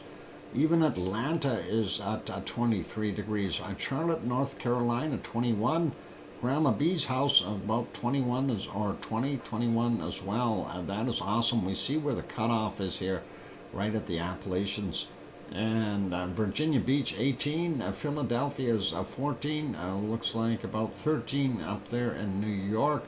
Boston even made it to 12. But we know that this whole area, like you look at Indianapolis coming in at the 4, Columbus is 4. So very cold, and that cold is being pushed down. And that storm here that I think is pulling out. And I hope that storm moves quickly and continues on. That way Sue can have a good trip tomorrow. Getting down into our Mexican area, we see a lot of darker colors, and that is awesome. Mexico City only 19, but Acapulco coming in at 29, and Mazatlan is 23 right now. We see places over here at 32 degrees out on the Baja, and 34, 35 in the interior here. That is just awesome. And whoa, 40 degrees so far. That's the hot spot there in Mexico. 39 degrees. Oh my God, they're almost warm, and that is pretty awesome. And looking at Cancun, 27, and we see some 34s, 35s in Central America. Looking here in Colombia, up to 34 degrees. And of course up the valley here it gets a little cooler, but the highlands of course a lot colder, but to be expected. You're at elevation. You are really a warmest the warmest one fish Cancun, 27 degrees. Yep, you'll be liking it there if you go there for your vacation now. But don't go when it's cold. Anyway, looking at what we see for most of Brazil, 30 is the peak temperature. Down here in the bottom, though, they are a little bit on the cold side. They've got a high sitting there that's not doing them justice. And looks like Rio de Janeiro sitting at about 23, Sao Paulo about 20 right now. We do see some warmer temperatures in Bolivia, and looks like Paraguay somewhere around, 19 is the low and about 27 is the high, so that's not bad. Argentina cooled off a whole bunch, so hopefully they will recover with some better temperatures. Buenos Aires about 17, and Paysandú coming in at about 16 degrees today. That is not that warm. Zooming back out a little bit, we see that cold is being infiltrating the bottom end of Argentina. Of course, we see that low down here going the opposite way, pulling that cold air across the area. So that's not so good. I'm checking my time here. So we see some very cold temps on the western side of New Zealand. Single digits for the most part, maybe more snow on the way. On the other side, we see Christchurch coming in at about 21 degrees, thereabouts, 20 degrees. That's not so bad. We do see Wellington at 17. The eastern coastline being the warmest here at 24. Taupo coming in at approximately 18 degrees, and then we got 21 in our wonderful Auckland, and out in the peninsula about 21, 22 as well. Cold in Tasmania, 14 degrees. and that is okay. Let's go up here. Melbourne, even 14 degrees. Brr. Winter's coming back. 13 in Adelaide. Oh my God, that is cold. Sydney only at 17 today. And I hope our wonderful Oz, at least she's got 23 degrees. And that is not so bad. Perth coming in at 19. And the hot spots up here, definitely not here. 30 degrees for the high. Yeah, I think Mexico has got you beat with that 40 degrees. Looks out here into Fiji. Fiji's sitting at 30, 27, 28, and there in New Caledonia's 28s across Vanuatu as well, and we see as 31 for the high there in Papua New Guinea. And let's see what else we got. 28 or so degrees there in eastern Indonesia.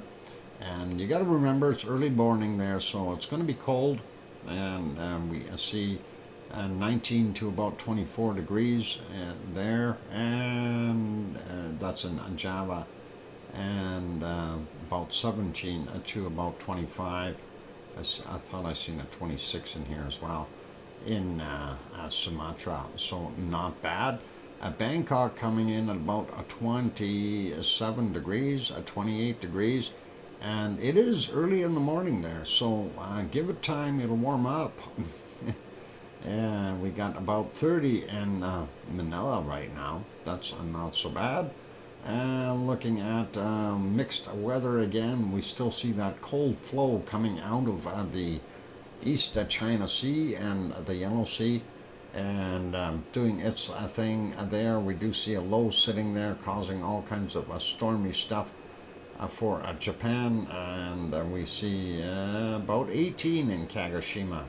Going up, Tokyo only 15, and Sapporo up on the north at 5 degrees. Brr. And Kamchatka Peninsula, not bad. They are down to about -7 in the coldest places, and probably about what is it? I seen a 9 in there. Did I? I'll call it a 6 or 7. Oh, there's an 8 in there too. So 8 degrees for the highest temps. That is not bad. Here we see the big divide, and of course everything up there is really cold. Everything else below it is not bad. And we see about 16 degrees in Delhi right now. Pretty normal stuff for nighttime there in Sri Lanka. Herman's still there, 26 degrees, doing his thing. And I think he's going to be like Freddy. And we got a high sitting over Madagascar. We got a high just off the coast here. Looking at well, we got about 17, 18 down in Cape Town. The cooler temperatures, of course, nighttime stuff in southern portions of Africa. And then we see up to 31, 32 degrees up in the northern or central areas of Africa, where we get into our wonderful Sahara Desert. Cairo coming in about 13 degrees. Still seeing some fairly cool temperatures in UAE, but we do see the warmer stuff happening. So slowly warming up in southern portions of Saudi Arabia and Oman and those areas. Seeing Turkey is not quite as cold today. We see the flow is moving back up northward, so that is helping them, and it's pushing that cold back out, and things are going to look better in a couple of days. Adana coming in at about 11 degrees, Malatya coming in at about 4, so at least they're above freezing. Piggy's house coming in at about 15 or 16 degrees. And that looks okay. And the next one, it's a break time. Yeah, let me finish off the weather map, and then we'll do precipitation afterwards. And I got Randanzo coming in at about 8 to 9 degrees or 10 degrees. There we go. That is not bad. And Madrid 7, Lisbon is 15, 17. Looking at Spain, and Nantes coming in. Tanto's home about 9 degrees right now. Paris coming in about 8. Munich is 6. Frankfurt 8. Cologne is 8. Von Kunkel's house 7. And Brussels are coming in at about 8. OFU Lux has got about 7 degrees there. Berlin 2 degrees. Hamburg 1 degree. Amsterdam 6. And Copenhagen coming in at 2. Aarhus at 3. And Oslo -3. Stockholm -3. St. Petersburg -3. Moscow a little warmer at 4 degrees. London coming in at about 7 right now. Looks like about a little cooler there in Wales, maybe right on the coast. It might be slightly warmer. Glasgow 5, and looks like Aberdeen about 6. Dublin 8. And let's see what we got here for about 6 now, 5, 6 for our good friend Irish Monk. And let's take a look at one more temperature, and that is Reykjavik, and they are showing up as about 4 degrees Celsius. So we see the flow changed, and it's coming from the south going north, or southwest going north. That's with some of that flow from our wonderful Gulf Stream. So Gulf Stream really being disrupted by that low right now. Hopefully that'll dissipate, and we'll see what happens.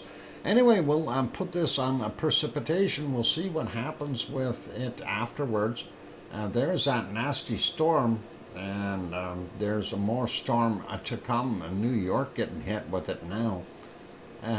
Philadelphia, hopefully they'll be okay. And Sue, you might want to think about your travel plans. Seriously, that is not looking good. Okay, maybe delay a day if you have to. So anyway, I'm going to go take a break, you guys. I'm your host, DrFox2000, here in Edmonton, Alberta, Canada, and you're watching VolcanoX live stream. For those who haven't hit the like button yet, please do consider hitting the live or the like. That would really be good. I'm starting to lose it. I need that break. And subscribe if you haven't yet subscribed. And on those friendly notes, I'm going to go take that break. Don't go away. We'll be back with precipitation after. I'll check with my daughter as she's doing the driving. Yeah, definitely check and let her know about that storm. Ice rain and stuff there. That is not good for you. We want you to be safe. All right, I'll be back. Don't go away.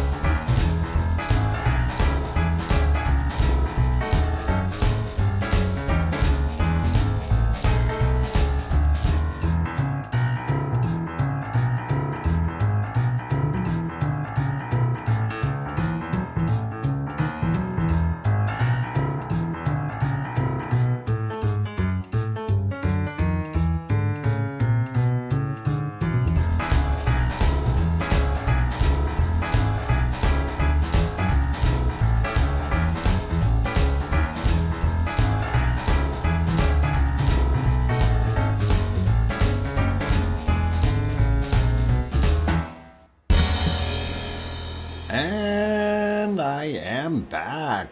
Let's see. Mars 2028 says, my lights are blinking. I'm about to get the first thunderstorm of the year. Are you sure that's not what you're watching on the screen? Yeah. I hope you stay safe there, Mars 2028. And thank you for the welcome back. And thank you also to Sue. And I hear you, DrFox2000. From Sharon Stewart. And the fox is training to be a quad. A quad? Oh my God, what is a quad? Anyway, the only Prague, what? Know about is in Oklahoma. Oh, okay. RPGN. Okay, cool, Doc. Okay, we'll try. Anyway, yeah, Sue, seriously, think about those storms. We're going to go take a look at them right now and see what we've got. So I'm going to park this wonderful lava stuff popping on the screen here. And let's go over there. And we'll start out up here looking at Alaska. I know that's not going to affect you. That is happening in the Bering Strait. Lots of snow and stuff. And then we see along the western coast of Canada, they've got rain and snow all over the place, and the Alaskan Panhandle as well. Interior of British Columbia not looking so happy either. Northern Alberta and along the foothills, lots of snow as well. For those good people, even down here in Calgary, they might be getting some snow. And Calgary is the only place that I know where it can snow on the 1st of July. And I've been there. Let's see. Going out, we don't see too much in Saskatchewan or Manitoba. Northern Ontario looks not bad right now, but once we get to the Great Lakes, and looks like Toronto's got rain. Up in the northern portions of Ontario, they've got some really bad snowfall happening. Looks like a bunch of rain around. Rain and a snow mix around Buffalo and those areas. And my God, look at this around Washington, Philadelphia, and coming into New York. Don't know where that's going to go, but that looks pretty nasty. Hope that is not going to affect too many things there, but that looks pretty bad. And getting out to the eastern side of Canada, Sue, I really would recommend that you rethink your travel plans for tomorrow. Wait a day, and that looks pretty treacherous. We see this whole system is still got to move up and through, and giving a 24-hour delay might be a very good idea. Chechnya, you didn't spell it Chechnya, something like that. Yeah. Anyway, we see ice rain out in New Brunswick, as well as PEI. Lots and lots of rain coming in for the area, and we're going to see all this move through yet. So that's going to take a bit.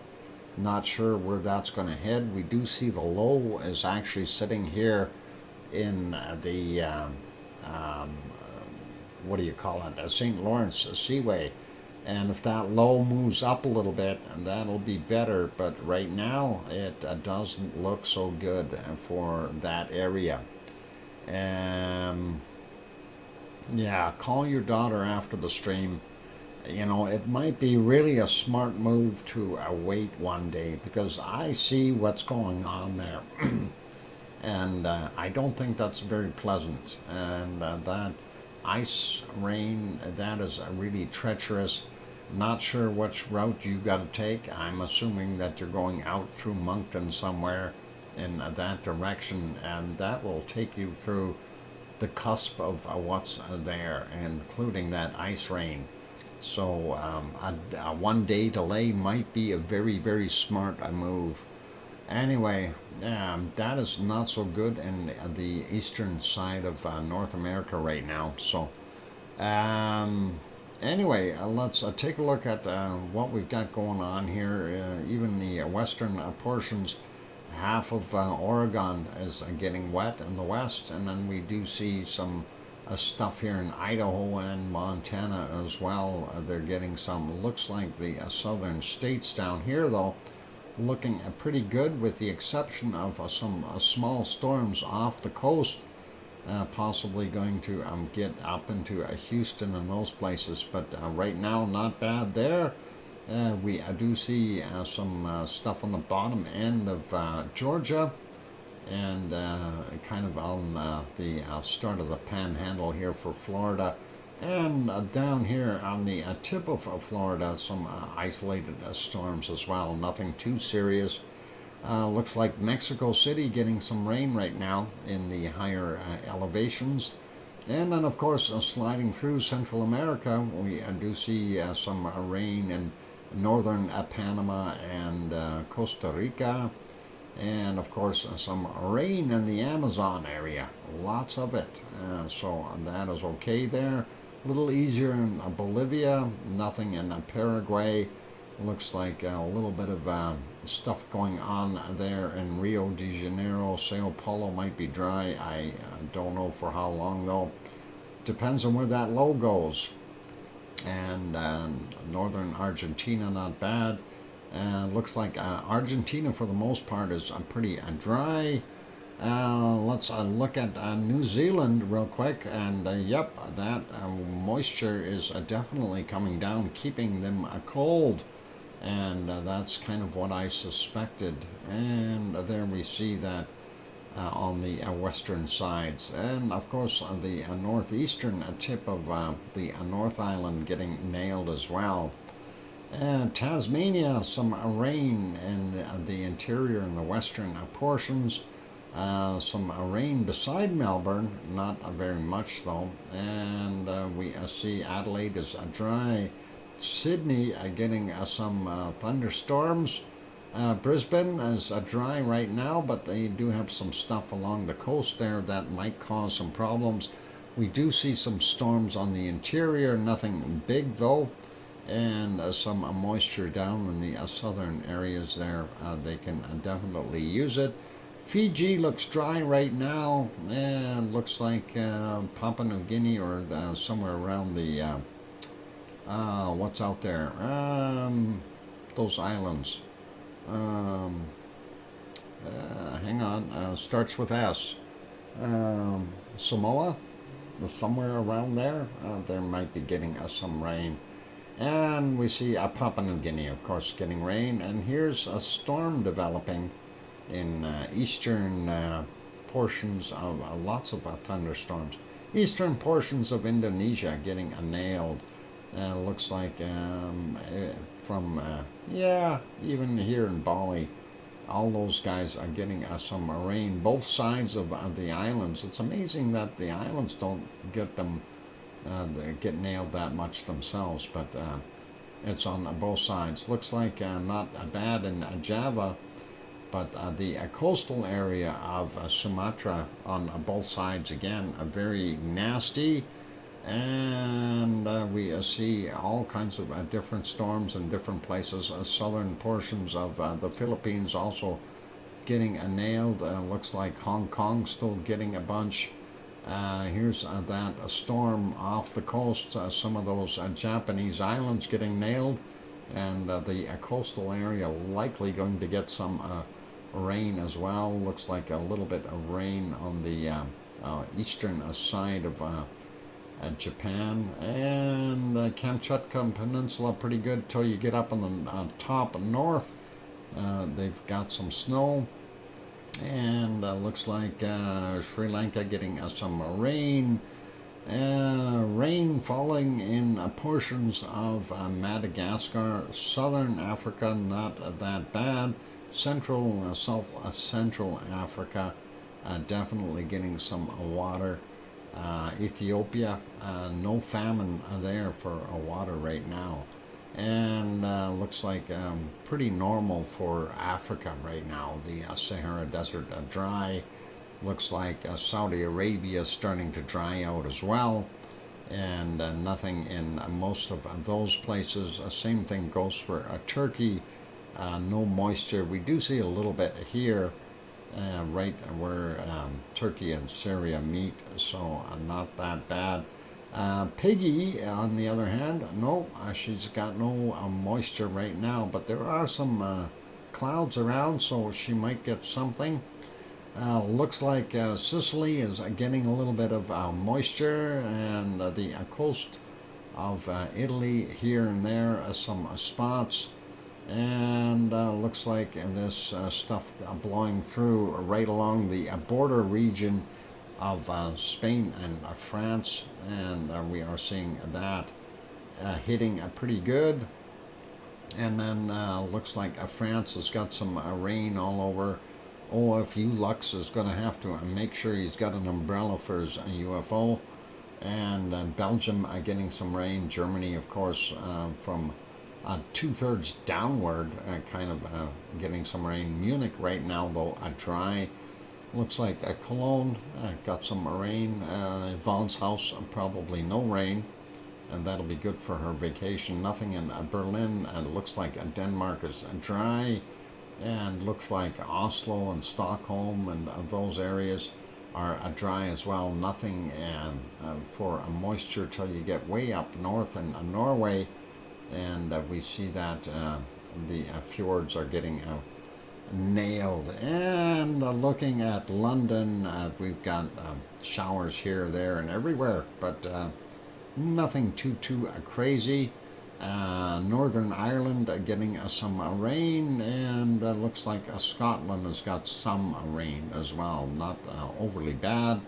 And Iceland, oh boy, all that snow that fell in the east, well, it's now being balanced with snow in the west, with lots of rain as well. So that is what is happening. And again, that storm, yeah, looking at that storm that's happening there, I would recommend you think about taking an extra day before you head out there, Sue. And I don't know where this is going to go yet and how hard that's going to continue, but I seriously would think seriously about a day.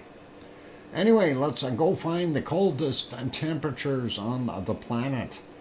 And there we go. Let's get down here to the cold land.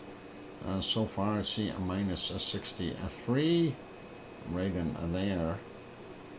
Let's see what else we can find. 61, 62. Going to find the coldest spots. Yes, the coldest places on the planet. There's a high. Where we got? No, nothing too crazy. There's a minus 60 again. Minus 61, 60. That's not that cold for there. Penguins would be loving it. Minus 63 right there. 63, 62, 61. Oh, I seen a 64 in there. Let's zoom in a little bit and see. Yeah, that 64 was down here somewhere. There it is. I see it again. A minus 64 right there. And we need a minus 65 at least. Come on, 65. Minus 64 can't be the coldest spot. We're gonna have like a minus 70 something. 63, 62, 61, nope, 63 again, 64. Boy, am I gonna get duped or what? Minus 64 so far. Come on, find a minus 65. 64.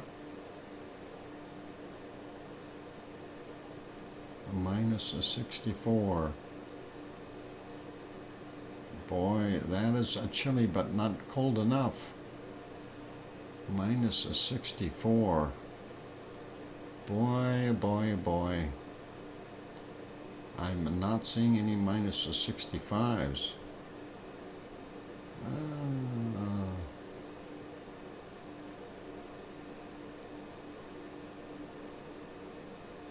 No, I think a minus a 64 is about the worst I see. Darn it. That is not very good. Minus a 64. Okay, well, I'm going to call it at a minus a 64 for right now. I don't see anything colder, and that is not very good. 63.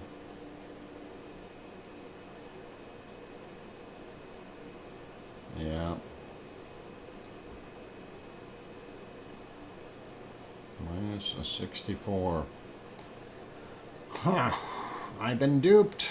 Minus a 64 is the best I can do. There. Let's see if we can do better up in the cold regions of our wonderful. Oh boy, a minus. Oh, I see a minus 65, so 45 in there. Minus a 45.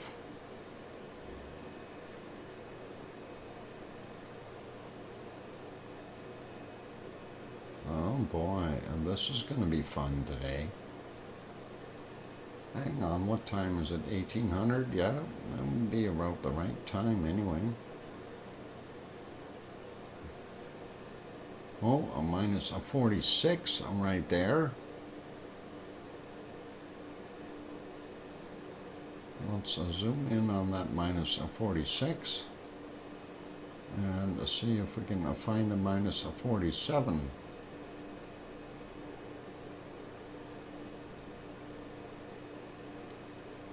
46, 45.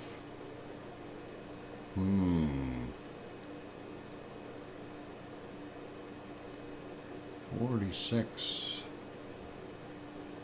Oh, 45 again. Maybe up a little further. No. Minus a 46.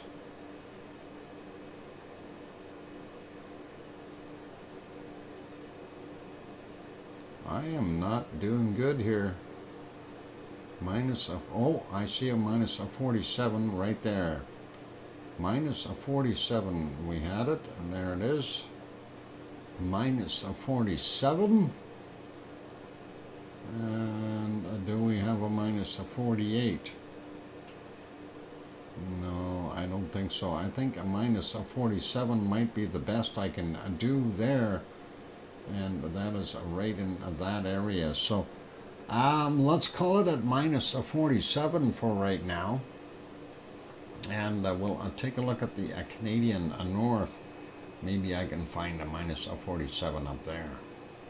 And a minus a 37 so far is not going to cut it. Let's check our way up north spots. Minus a 36 there. Ooh, and there's a cold spot. Minus a 38. Are we going to zoom in on that? Yeah, let's zoom in and see if we can break that up a little bit. Minus a 38 so far. No, and that is not so good. And what about up here? Minus a 38, 36, 39, minus a 40. Come on, minus a 41. Come on, minus a 41. Where are you? Oh, we got minus a 40. We need a minus a 41. What about over here? No. No such luck. Minus a 40 is what we've got. So I need to find a minus a 41. Right there. No. Zoom out a bit to see where the other spots are. Minus a 41 is what we need. We got minus 40, we need a minus 41. And let's see, it doesn't look like it's there. Where's a cold place? We got that there. Those don't look very cold. Minus 40 is what we've got. We need minus 41.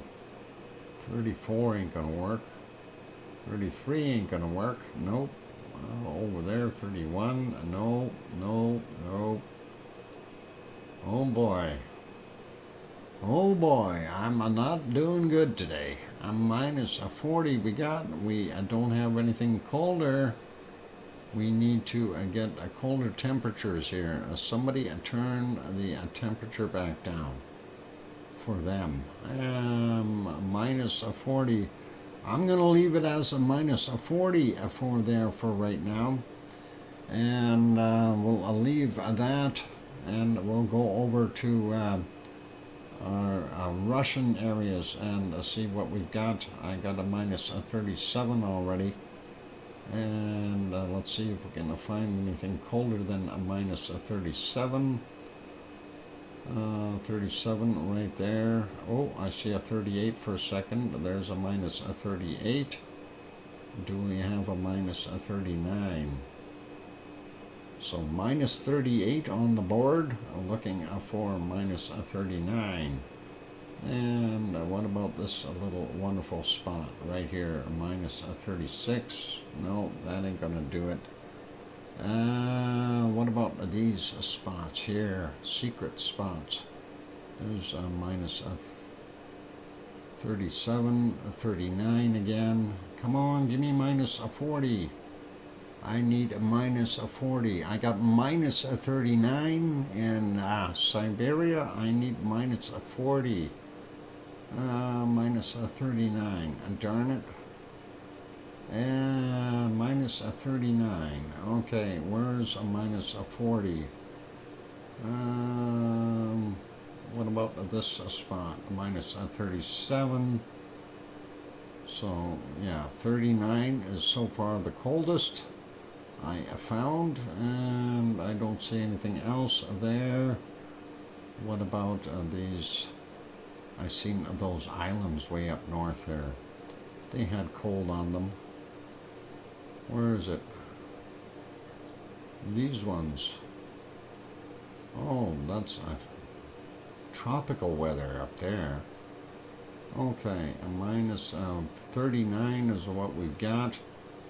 Oh, hang on. There might be a chance up here yet. Minus 39. We need to get to a minus 40. No, don't see it. All right. I'm going to leave it as a minus 39 for our wonderful Russian north. So a minus 39 it will be, and I don't see a minus 40. There's the 39, so brr, darn it. Okay, and that is it. I give up. It doesn't look like it's going to be any colder. How badly did I get whooped? Let's see. What do you mean tie game? Minus, oh, hang on. Okay, I found a minus 464. Oh, Sue found the coldest temp. I found in Antarctica minus 65.